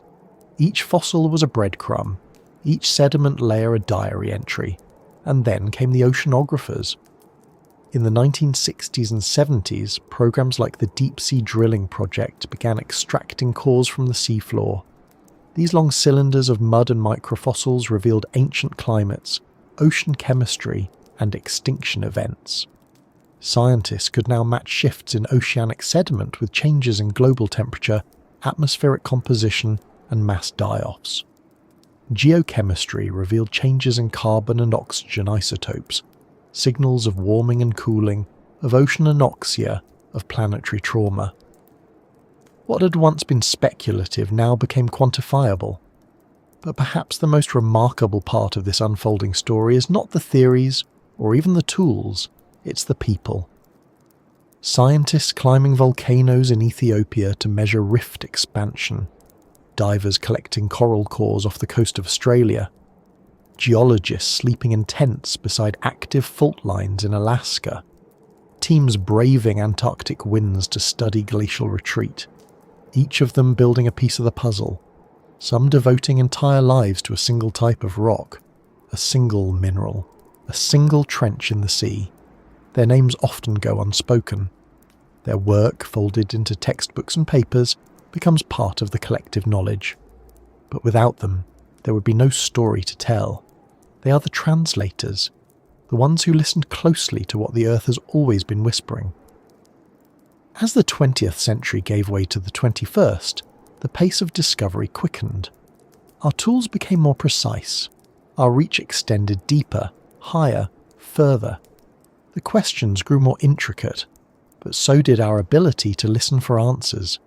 And through it all, the oceans remained the great frontier, an ancient shifting archive of everything Earth has been and could be again. In this era, discovery moved from cliffs and rock hammers to satellites and supercomputers. It began with a new perspective, from above. Launched in 1978, NASA's CSAT satellite was one of the first to peer down at the oceans, not just as travellers, but as scientists. For the first time, we could map the shape of the sea surface, trace wind patterns across thousands of miles, and sense changes in ocean temperature from orbit. Then came TOPEX Poseidon, Jason 1, and successors that measured sea level changes down to the centimetre. These satellites watched as warm water pulsed across the Pacific in El Niño years. They tracked the rising seas as glaciers melted. They mapped the subtle tilt of the ocean surface that hints at deep tectonic features below, where once we stared at coastlines and guessed at the story beyond the shore, we could now see the whole planet breathe, its currents, its tides, its restless heaving. But above wasn't enough. We wanted to go down. Enter Alvin, the deep-diving submersible operated by the Woods Hole Oceanographic Institution. First launched in the 1960s, Alvin dove into the dark places where light cannot reach. In 1977, it made one of the most astonishing discoveries in the history of ocean science: hydrothermal vents along the Galapagos Rift. Here, in utter blackness, surrounded by crushing pressure and scalding water, life thrived. Tube worms over a metre long, clams, shrimp and strange bacteria. Entire ecosystems fueled not by sunlight, but by the chemical energy of Earth's interior. This discovery shattered the assumption that life depended entirely on the sun. It hinted at the possibility of life elsewhere, in the oceans of Europa or Enceladus, under ice, in the dark. But it also told us something fundamental about this planet, that the ocean floor is not barren, it is alive, dynamic, and still forming. New crust is being born, black smokers spewing minerals that feed the deep biosphere. And these processes are directly tied to plate tectonics, to the shifting of continents above. Alvin was just the beginning. Since then, ROVs, remotely operated vehicles, and AUVs, autonomous underwater vehicles have gone deeper, stayed longer, and gathered more. They've mapped underwater volcanoes, watched earthquakes in real time, and even recorded the strange songs of whales echoing through the darkness. In parallel, geologists and geophysicists have continued piecing together Earth's tectonic past, one zircon crystal, one isotope ratio at a time. Using radiometric dating, they've pinned down the ages of the oldest rocks, some over 4 billion years old. They found mineral grains that formed before Earth even had oceans, and they've discovered that some parts of the continents, cratons, are nearly as old as the planet itself, unshaken survivors of every supercontinent cycle. With GPS, scientists now measure plate motion directly. Tiny instruments anchored to the ground detect the slow drift of continents. We can say, with precision, that New York is moving away from London at 2.5 centimetres per year, that Australia is creeping northward into Asia, that the Pacific plate is diving under Japan, pulling it along centimetre by centimetre. These aren't just facts, they're evidence of a living planet, still rearranging its pieces, still writing its story in stone and water. But perhaps the greatest collaboration between humans and oceans began not in the deep or in orbit, but in temperature. As concern about climate change grew, scientists began building climate models, mathematical representations of Earth's systems, and to build them, they needed data: ocean temperatures, salinity, currents, CO2 levels, pH. The Argo program was born. Since the early 2000s, over 3,000 autonomous floats have been deployed across the world's oceans. Each one dives to 2,000 meters, collects data, then surfaces to beam that data to satellites. Together, they form a constantly updating picture of the ocean's vital signs. Thanks to Argo, we know the oceans are absorbing over 90% of the excess heat trapped by greenhouse gases. We know the thermocline, the boundary between warm and cold water, is deepening. We know that some parts of the ocean are becoming more acidic, threatening the tiny plankton at the base of the food chain. And again, it comes full circle. Because as the oceans change, so too do the continents. Coastal erosion accelerates as sea level rises. Salt water creeps into freshwater systems. Storm surges reach further inland. Permafrost melts, undermining ground that has been frozen for millennia. Even tectonic activity may respond, as ice mass is redistributed and pressure on fault zones shifts. The boundary between human and earth, between culture and crust, between decision and consequence, it blurs. But not all human discovery has been technological. Much of it began, and still begins, with observation, patience, and imagination. In New Zealand, Maori oral traditions describe land rising from the sea, of the fish of Maui being hauled from the deep. These aren't just myths. They contain echoes of real tectonic uplift. In the Pacific Northwest, indigenous stories tell of thunderbird and whale locked in battle, accompanied by shaking ground and flooding seas. Today we know that a massive earthquake occurred there in 1700, sending a tsunami across the ocean to Japan. In Iceland, the very land testifies. New islands have risen from the sea in living memory. Surtsey in 1963, born from an underwater volcanic eruption. Scientists watched from its first breath, studying how life colonizes new land step by step, spore by spore. And across the globe, a new generation of scientists continues the work. Geoscientists, oceanographers, climate modelers, paleobiologists. Some spend months at sea on research vessels collecting cores and samples. Others sit at terminals modelling Earth's past and predicting its future. Some chip away at cliffs with rock hammers. Others dive beneath polar ice. They are drawn by questions older than language. How did the land get here? Why does the sea behave this way? What was this place like before?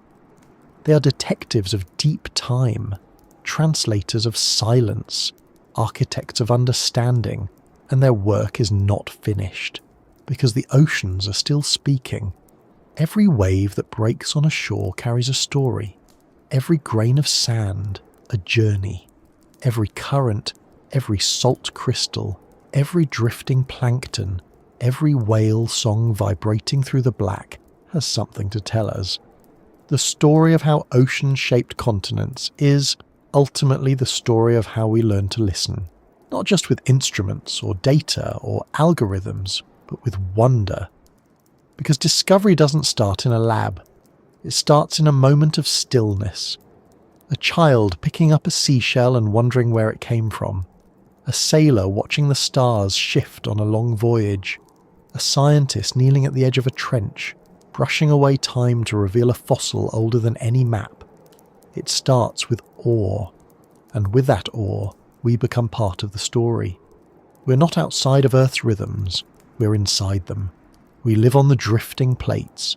We breathe the air the oceans made. We drink the water they cycle. And now, we hold the responsibility to understand what they're telling us and to act with care. Because the next chapter is not yet written, and we are holding the pen. To truly understand how oceans shaped continents, we need to go below the visible, beneath the coastlines, beyond the maps.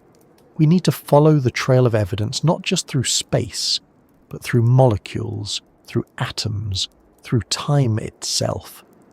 Because the Earth records everything, not always in plain sight, but always somewhere. The trick is learning where to look and what to listen for. Sometimes it's in the chemistry of ancient mud, sometimes in the trapped gases of glacial ice, sometimes in the ratio between two isotopes in a tooth buried beneath the sea for 20 million years. This is the deep science, the quiet alchemy of Earth's memory. Let's begin with a field that seems, at first glance, incredibly small: isotope geochemistry. Isotopes are versions of the same element with slightly different masses, like twins who dress alike, but weigh differently. And because they react just a little bit differently to environmental conditions, they become tiny traces, subtle signatures, codes. Take oxygen isotopes, for example, particularly O16 and O18. These two forms of oxygen are used to reconstruct past temperatures and ice volume. Here's how. When water evaporates from the ocean, the lighter O16 isotope is more likely to escape into the atmosphere. When the planet is cold, that vapour gets trapped in glaciers, leaving behind relatively more O18 in the oceans. Marine organisms like foraminifera, microscopic plankton with carbonate shells, record this ratio in their bodies. So when we extract sediment cores from the seafloor and analyse the oxygen isotope ratios in those shells, we get a thermometer for the deep past, a record of warm and cold periods, ice ages, interglacials, subtle wobbles in the Earth's tilt, all written into calcium carbonate. It's delicate work, extracting meaning from microns. But it has reshaped our entire understanding of how Earth breathes over geologic time. There's also carbon isotopes, C12 and C13, used to trace the carbon cycle. When plants photosynthesize, they prefer the lighter C12. So if a sudden spike in C12 shows up in the geological record, it could indicate a massive influx of organic carbon, maybe from a giant forest, or from methane hydrate release, or from mass extinction. During the Paleocene-Eocene thermal maximum, PTM for example, carbon isotope ratios reveal a sharp spike in C12, suggesting a sudden release of light carbon into the atmosphere. Temperatures rose, oceans acidified, deep-sea species vanished, and all of it is visible in a sliver of clay beneath the North Sea, or in a line on a graph from a lab in California. That's the beauty of geochemistry. Time collapses under the microscope, but the science doesn't end there. We also look to radiometric dating, the atomic clockwork ticking inside minerals. Certain elements, like uranium, decay at a constant rate into other elements, like lead. By measuring the ratio between parent and daughter isotopes, scientists can calculate the age of a rock with astonishing precision. Zircon crystals, in particular, are the champions of this field. Durable, resistant to melting, and rich in uranium, they've been dated back to 4.4 billion years. Found in Western Australia, these tiny crystals suggest that oceans, and perhaps even continents, existed far earlier than we once believed, before the moon had stopped wobbling, before the first known life, before the world had solidified its patterns. Zircons are time travellers, geologic flash drives. Then there's stratigraphy, the study of layers. Sedimentary rocks form in sequence with the oldest at the bottom and the youngest at the top. But more than just a stack of stones, each layer is a chapter. The thickness of a band can tell us how far sediment was deposited. The size of the grains can hint at whether a river once flowed there. Fossils trapped in silt offer snapshots of life at the time, and sometimes a thin, dark line appears, full of iridium, a rare metal on Earth's surface but common in meteorites. This is the KP boundary marking the impact that ended the reign of the dinosaurs, a razor-thin marker of catastrophe, found in Italy, in North America, in New Zealand, a planetary moment preserved in mud. It's in these kinds of records that we start to see the dance between continents and oceans not as myth, but as measurable history. Paleomagnetism is another key. As magma cools into rock, iron minerals align with Earth's magnetic field. Because that field flips, occasionally, north becomes south, and vice versa, rocks carry a magnetic barcode that tells us when they formed. By matching patterns across continents, scientists can reconstruct the drift of plates over time. It's how we know that India raced northward before colliding with Asia, how we know the Atlantic is still opening, how we know that 250 million years ago, most of the world's landmass was gathered into a single continent surrounded by a vast ocean, Panthalassa. Then of course there's climate modelling, the bridge between deep past and possible future. Models are built from equations, energy balance, fluid dynamics, radiation transfer. They simulate how sunlight hits the planet, how heat moves through air and water, how clouds form, how ice reflects or absorbs energy. But models are only as good as their input data, and much of that comes from the oceans. The salinity of water affects its density. That in turn determines how it moves. Warm, salty water sinks differently than cold, fresh water. This matters because the thermohaline circulation, the global conveyor belt of ocean currents, moves energy around the planet. If that belt weakens, some regions warm while others cool. Droughts intensify, storms strengthen, ice melts. It's all connected. Paleoclimate models have shown that similar shifts occurred in the past, sometimes gradually, sometimes suddenly. During the Younger Dryas, for example, a cold snap about 12,800 years ago, temperatures in the North Atlantic dropped rapidly, possibly due to a massive influx of fresh water disrupting circulation. Today, we see similar risks. As Greenland melts, fresh water pours into the Atlantic. Models predict that if this continues, the AMOC, Atlantic Meridional Overturning Circulation, could slow or collapse. It's not just theoretical, it's been measured, it's happening. This is where deep science meets living science. Because every model we build, every ice core we drill, every isotope we analyse, deepens our understanding of what's possible and what's coming. And it's not only about temperature or sea level. It's about biogeochemistry, the cycling of elements through the Earth system. The ocean is a chemical engine.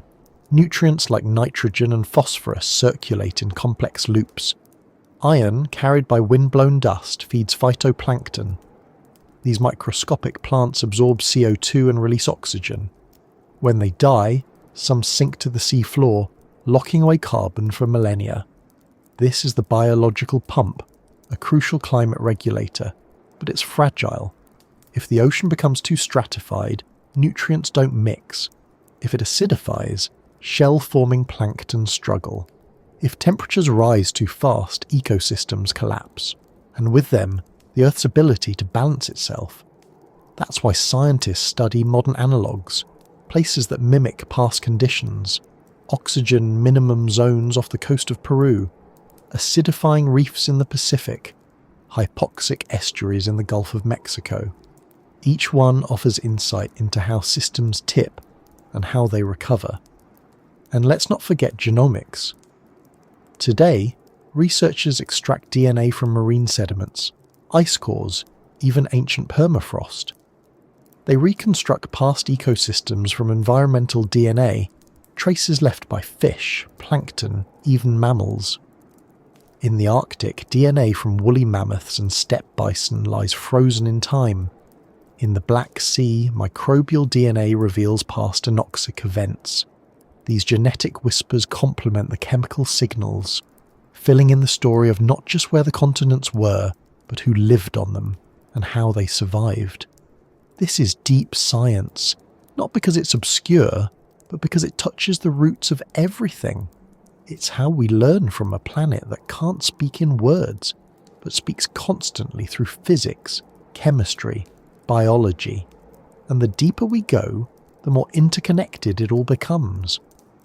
A magnesium ratio in a fossil shell tells us about the temperature of seawater 100 million years ago.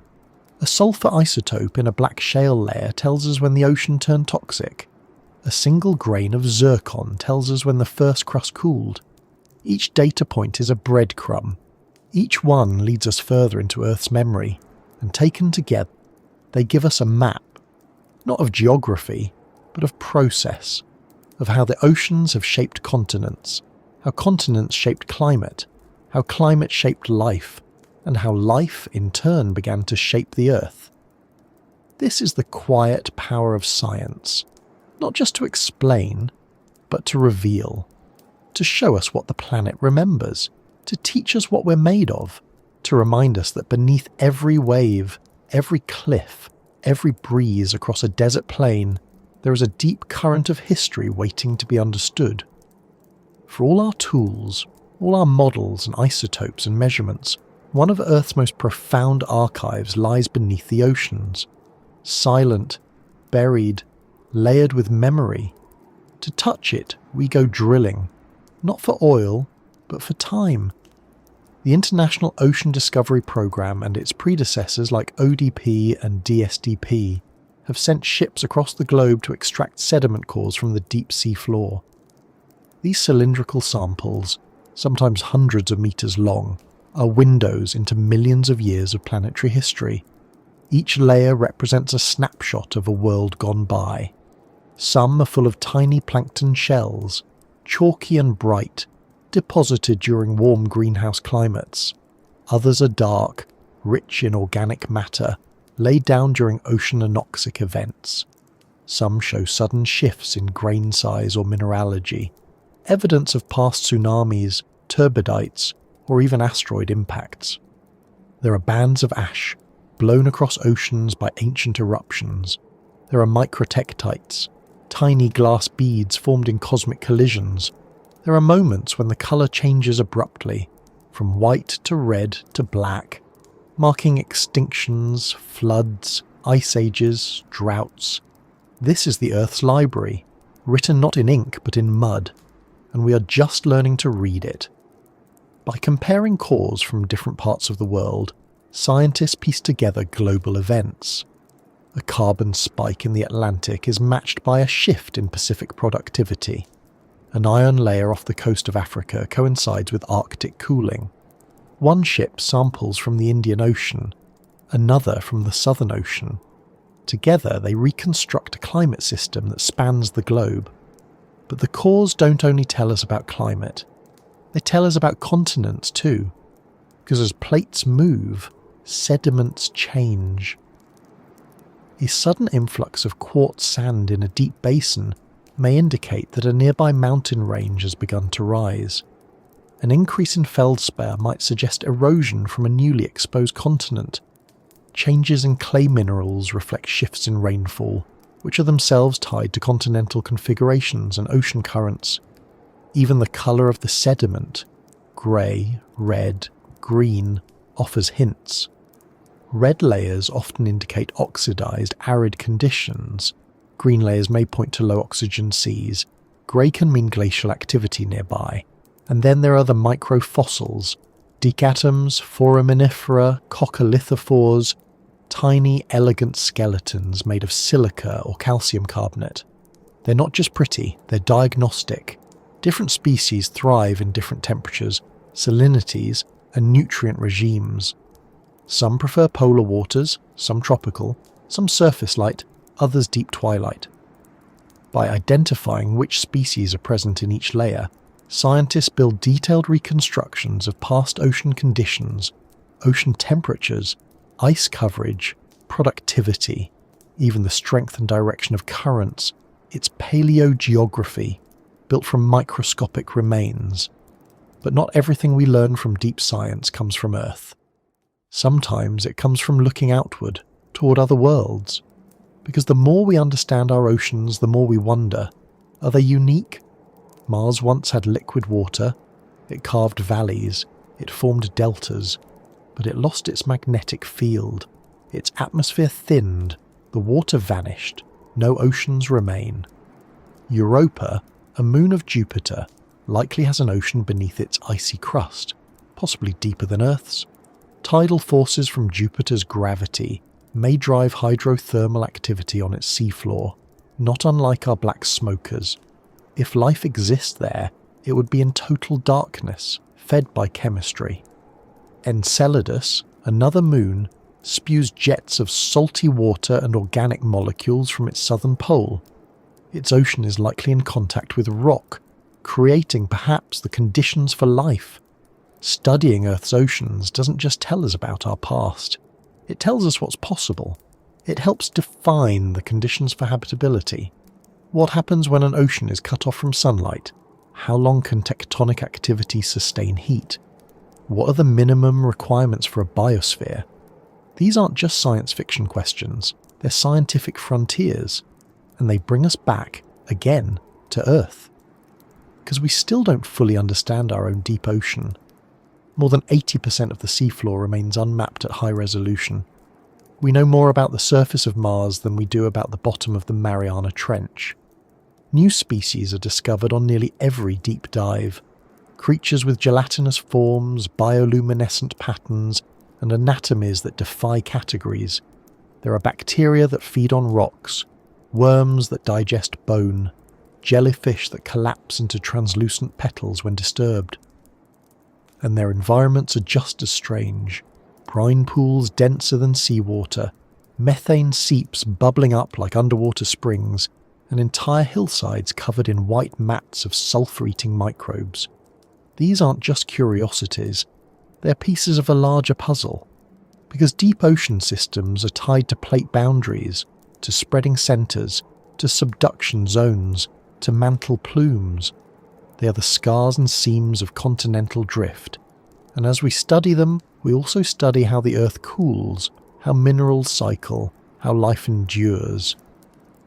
But deep science is not just about the past or the alien. It's about now. Today, scientists are building Earth system models, integrated simulations that combine atmosphere, ocean, land, ice, and life. These models don't just track temperature or rainfall. They include dust, fire, clouds, permafrost, coral bleaching, ocean acidification, even the migration of species. They're informed by deep time data, and they're tested against modern observations, satellite data, buoy arrays, ice cores, tide gauges, and they point toward futures that hinge on what we do now. In some models, the Atlantic current slows, Europe cools, monsoons weaken, Arctic permafrost releases methane, accelerating warming. Coral reefs collapse, coastal cities flood. In others, emissions stabilize, forests recover, ocean heat uptake slows. The climate begins to restabilize. But in all of them, the ocean is the key variable, the memory, the buffer, the mirror. It is both the archive of the past and the forecast of the future. And at its edges, where it meets the continents, it creates everything we depend on. Rainfall, agriculture, biodiversity, culture. Civilizations rose along the Nile, the Indus, the Yangtze, all river systems born of tectonics and sustained by ocean-fed clouds. Today, we still gather at the coasts, where land and sea meet in ancient rhythm. We build our cities there, we swim there, we watch the horizon for meaning, and scientists quietly continue to dive deeper. They launch new missions, satellites like SWAT, designed to measure the subtle slopes and swells of the ocean surface. They deploy new robotic submersibles, capable of autonomous mapping.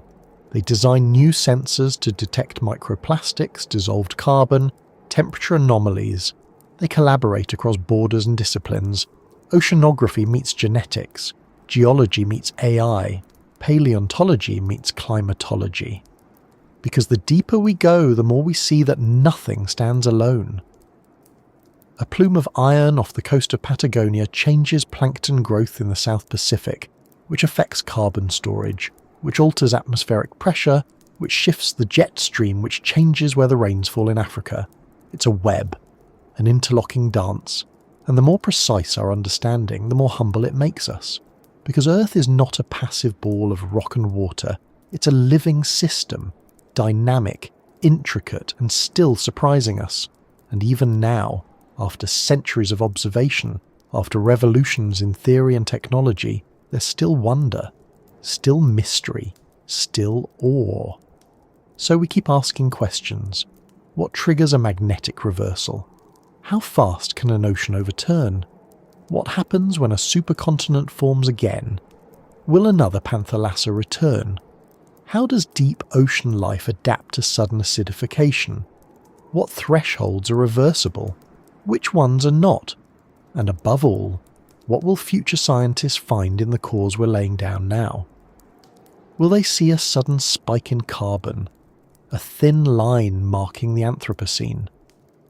Will they read our time as an inflection point, one where knowledge and care began to align?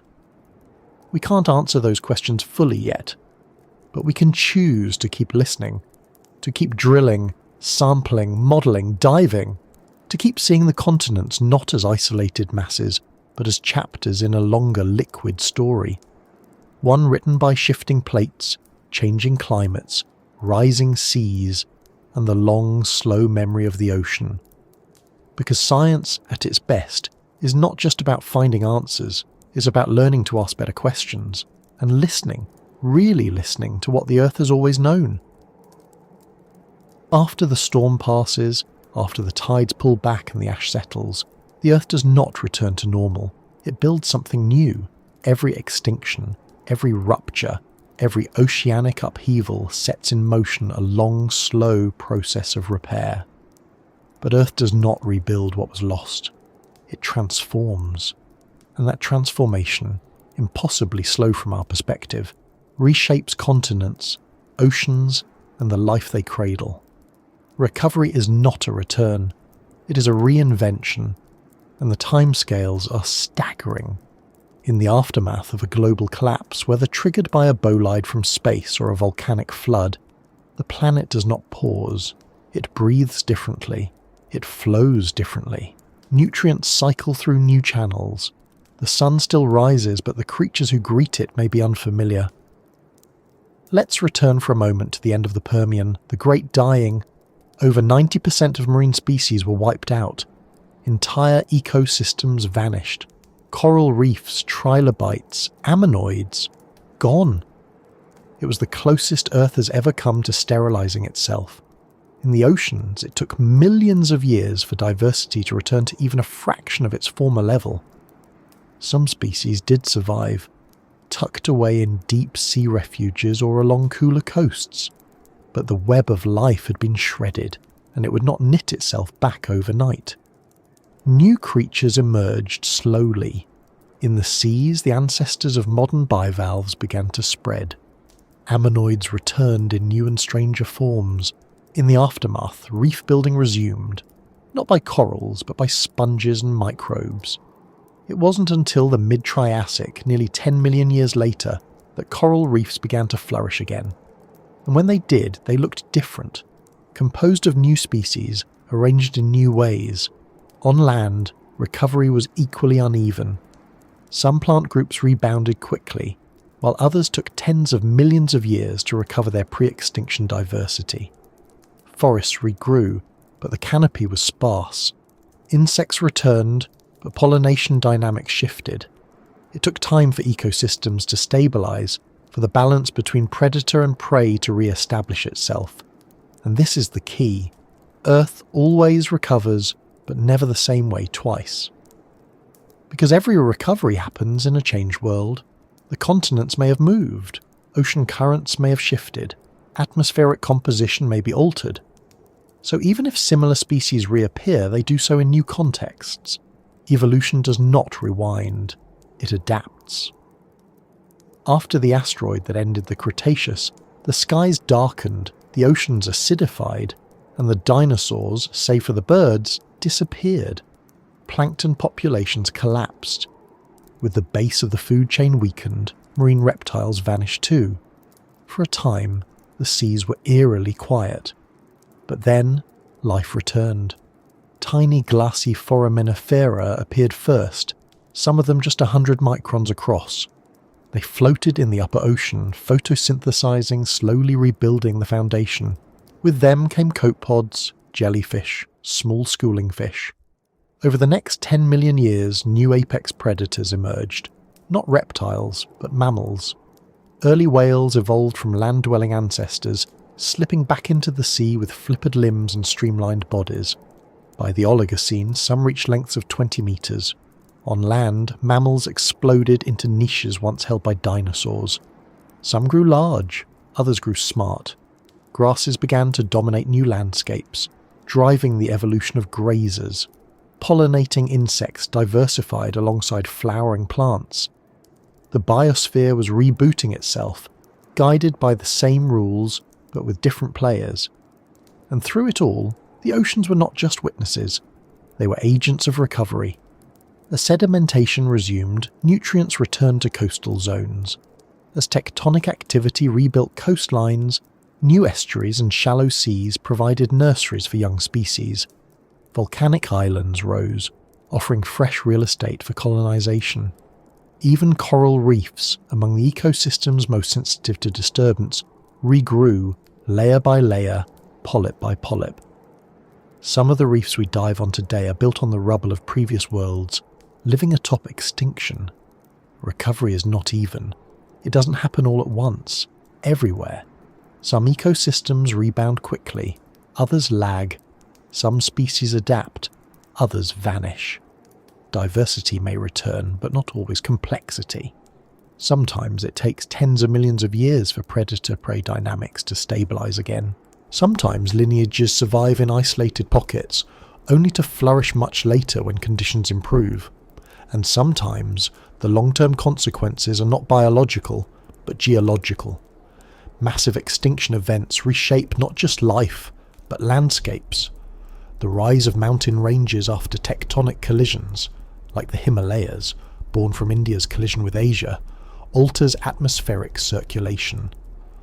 Rainfall patterns shift, rivers are redirected, sediments flow into new basins, creating new sedimentary records, new deltas, new plains. Glaciations, triggered or prolonged by oceanic changes, scrape away soil, carve valleys, and lock away water, lowering sea levels. When the ice melts, coastlines are redrawn, continental shelves flood, inland seas expand and then retreat. In their wake, salt flats and evaporate deposits form, marking time like geological tattoos. Oceans themselves can be permanently changed. After major die-offs, ocean chemistry may shift. The balance of carbonates and silicates, the oxygen content, the depth of mixing layers. An ocean once teeming with life may become sluggish, stratified, stagnant. But life doesn't give up easily. It finds new metabolisms. In anoxic waters, sulfate-reducing bacteria thrive. In acidified zones, extremophils bloom. In areas with few nutrients, organisms shrink or evolve new ways of feeding. This biochemical flexibility is part of what has allowed life to persist through 5 mass extinctions and countless smaller ones. recovery also takes on a planetary dimension. After a major carbon release like during the PEM, it can take 100,000 years or more for the carbon cycle to re-equilibrate. Carbon is slowly pulled from the atmosphere through weathering. Rocks absorb it, shells sequester it. The ocean becomes the great regulator again, pulling the system back toward balance. But some scars remain forever. There are lineages that will never return. Entire phyla lost. Genetic diversity narrowed. And with every extinction, the recovery starts from a smaller base. This matters, because biodiversity is not just a catalogue of species, it is a network of functions: pollinators, decomposers, grazers, predators. When that web frays, ecosystems become more vulnerable to future shocks. The long-term consequence of each extinction is not just what is lost, but what becomes more fragile. And yet, the Earth persists. It rotates. It orbits. It heaves and shifts and breathes. New species evolve. New continents drift. New currents flow. Sometimes the recovery brings with it completely new ecosystems. Mangroves replacing salt marshes. Kelp forests forming along uplifted coasts. Rainforests returning to land once scorched and barren. And sometimes the consequences stretch so far into the future they redefine what it means to live on this planet. The rise of land plants changed the very chemistry of the atmosphere, pumping out oxygen, altering erosion rates, changing the course of rivers. The evolution of animals that burrowed reshaped the ocean floor, mixing sediments, oxygenating mud, and triggering feedbacks in nutrient cycles. Each layer of recovery sets the stage for the next, and now we are part of that process. We live in a moment that scientists increasingly believe may mark the beginning of a sixth mass extinction, one driven not by asteroids or volcanoes, but by us. Habitat loss, climate change, ocean acidification, plastic pollution. The symptoms are familiar, and so are the potential outcomes. But there is one key difference. This time, we know what's happening. We have the sediment cores, the isotope ratios, the fossil records, the models. We've seen what comes after collapse. We've studied the pace of recovery. We know that it takes 10 million years for diversity to return after a major extinction. We know that coral reefs, once gone, take centuries just to begin rebuilding. We know that the carbon we emit today will shape climate and ocean chemistry for hundreds of thousands of years. And so we stand at a threshold, not just of impact, but of responsibility. Because while the Earth will recover eventually, that recovery does not guarantee our place in it. The continents will shift, new oceans will open, life will find a way. But whether we remain part of that story depends on whether we can learn from the long arcs of the past and act with the patience and foresight they demand. Recovery is not just a biological process, it is a moral one, a call to think in epochs, to see beyond the immediate, to live as ancestors. Because Earth is not fragile, but it is responsive, and every action we take becomes part of a chain, of sediment, of chemistry, of consequence. The oceans taught us that. They carry the memory of extinction and of rebirth. They remember when the continents were one, when ice reached the equator, when forests turned to stone, when whales returned to the sea. They remember, and so must we, because the slow recovery is already beginning, and what we choose now will echo into the next age. In the silence after upheaval, in the breath held between extinction and renewal, there is always a moment when the Earth is still. Not in a literal sense. Continents continue to drift. Winds still stir the oceans, but in a deeper, almost spiritual register. The silence is one of recalibration. The world, having changed, asks quietly, "What now?" We live in such a moment. Not because the Earth has paused, but because we, for the first time, are aware of the script as it's being written. We are both within the story and holding the book. The past is beneath our feet, the future is still fluid, and the oceans, old as the moon, older than bones, remain our teachers. When we look at the ancient cataclysms, the mass extinctions, the ruptures of land and sea, it's easy to feel small. To feel that we are simply a temporary species on a temporary continent, watching waves that care little for our names or needs. And in some ways, that's true. The Earth does not revolve around us. The sun does not rise for our benefit. The oceans churn because they must. Currents shift because the wind demands it. Plates grind because the mantle stirs. Time moves forward indifferent. And yet, there is something we bring to this process that no ammonite, no trilobite, no moss, no reptile ever did. We reflect. We ask questions. We seek meaning. We do not simply adapt, we interpret. We wonder what it means that the continents drift, that oceans rise, that species vanish. We read the signs and feel the weight of consequence. The dinosaurs, magnificent as they were, never knew they were doomed. They did not watch the skies for asteroids. They did not calculate orbital mechanics or carbon isotopes. They lived as life always had, unburdened by foresight. We, on the other hand, have inherited the power of prediction, and that changes everything. Because if you can see a storm coming and choose not to move, then the story becomes one of decision, not fate. Today, the parallels between ancient ocean-driven change and our modern world are striking. The Earth is warming, not from volcanic outgassing or tectonic reconfiguration, but from us. Carbon dioxide levels are rising faster than at any time in the past 66 million years. Oceans are absorbing the heat, just as they always have, but the scale is staggering. Coral reefs are bleaching. Acidification is weakening the shells of plankton. Ocean circulation patterns are showing signs of slowing. Glaciers are melting, sea levels are rising, weather patterns are shifting. The mechanisms are familiar. We've seen them before, in the cores, in the fossils, in the isotope ratios. But never has a single species caused them. Never has the agent of change been so self-aware. And so we are caught in a strange duality. We are ancient, made of carbon, water, calcium, iron, stardust moulded by gravity and chance. But we are also unprecedented. No species has altered the carbon cycle like we have. No species has pulled fossilized sunlight from the Earth and burned it back into the sky. No species has carried in its pocket a satellite image of an entire planet. And yet we still feel surprise when floods come, when the fires spread, when the summer stretches too long, too hot, too dry. Perhaps because we still think of ourselves as separate from nature, as passengers, not participants, as builders of civilizations, not continuations of biology. But the truth is simpler, more humbling, more beautiful.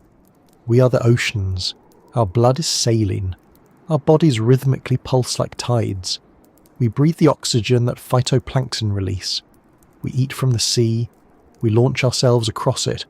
We dream by its shorelines. The salt in our tears is older than language. And the continents beneath our cities, they were built, shaped, fed by those same oceans, weathered by their spray, nourished by their sediments, sculpted by their waves.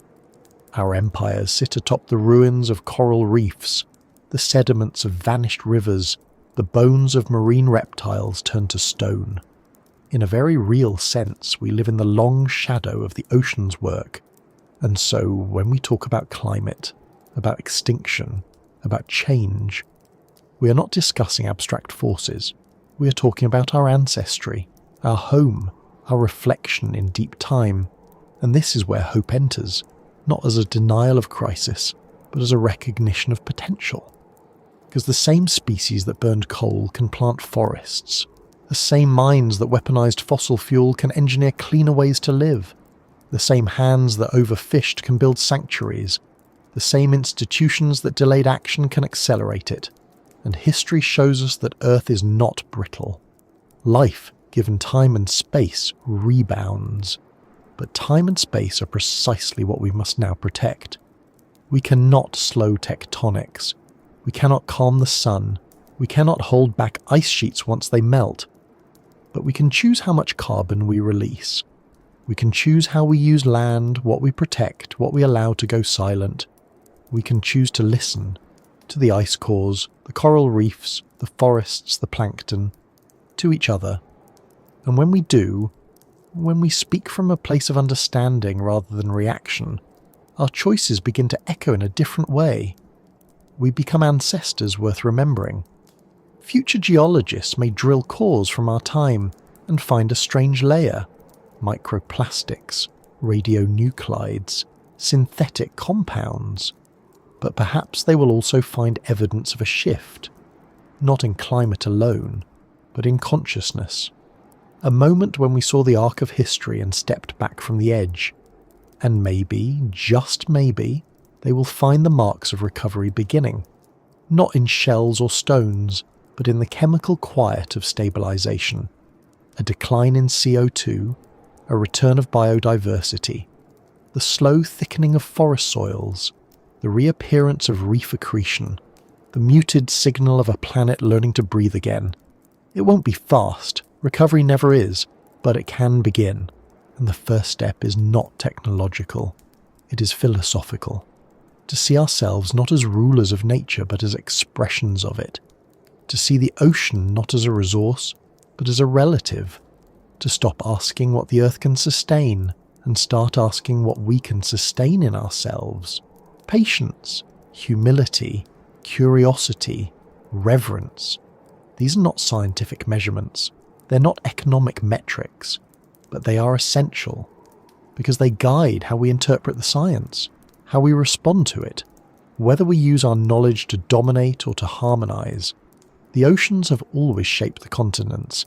Now they are shaping us, not just through climate or food or storms, but through perspective. To watch the tide is to understand time. To read the sediments is to understand change. To follow a migrating whale is to understand continuity. And to protect these things is to say, we remember. We remember that life has always been fragile, that resilience is not invincibility, that recovery, once delayed, becomes harder, that the oceans are not limitless, that the earth is not indifferent, it is responsive, and it is responding now. The question is, how will we respond in return? With fear, with denial, or with wonder? Because there is still wonder. In the rising of a full moon over a darkened sea, in the migration of eels to places no eye has seen, in the coral polyp building its limestone cathedral 1 micron at a time, in the quiet hush of a sea cave breathing in rhythm with the tide. The earth is older than belief and more intricate than we can grasp, but it's also knowable, and it is asking, not with words but with waves. Are you listening? And so now, as we return to the surface, to the present, to the small and familiar rhythms of our lives, just pause for a moment. Listen. Maybe there's the hum of traffic beyond your window. Maybe a breeze against the glass. Maybe nothing at all but the quiet stillness of night. But somewhere beneath that stillness, the earth continues its ancient work. Plates shift, currents churn, the ocean exhales, a continent drifts, unhurried, and you are here, breathing, thinking. Part of this long story that began before memory and will continue long after. A story written in water and stone, in carbon and time, in the salt of your blood and the light of distant stars.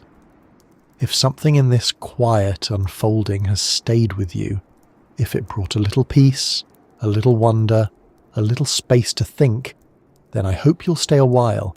Subscribe if you'd like to drift with us again. Like this video if it brought you calm, and share your thoughts below, your questions, your reflections, your favourite ocean memory. I read them all, and if you're still awake, or still awake again, that's okay. Maybe your thoughts are still out there, floating somewhere above the seafloor, drifting across a sunken rift valley, watching the continents from below. Maybe you'll carry a bit of that quiet with you into the morning. And maybe, just maybe, Next time you stand at the shore, you'll look out not at the end of the world, but at its beginning. Till next time, thank you for being here. Sleep well, and keep wondering.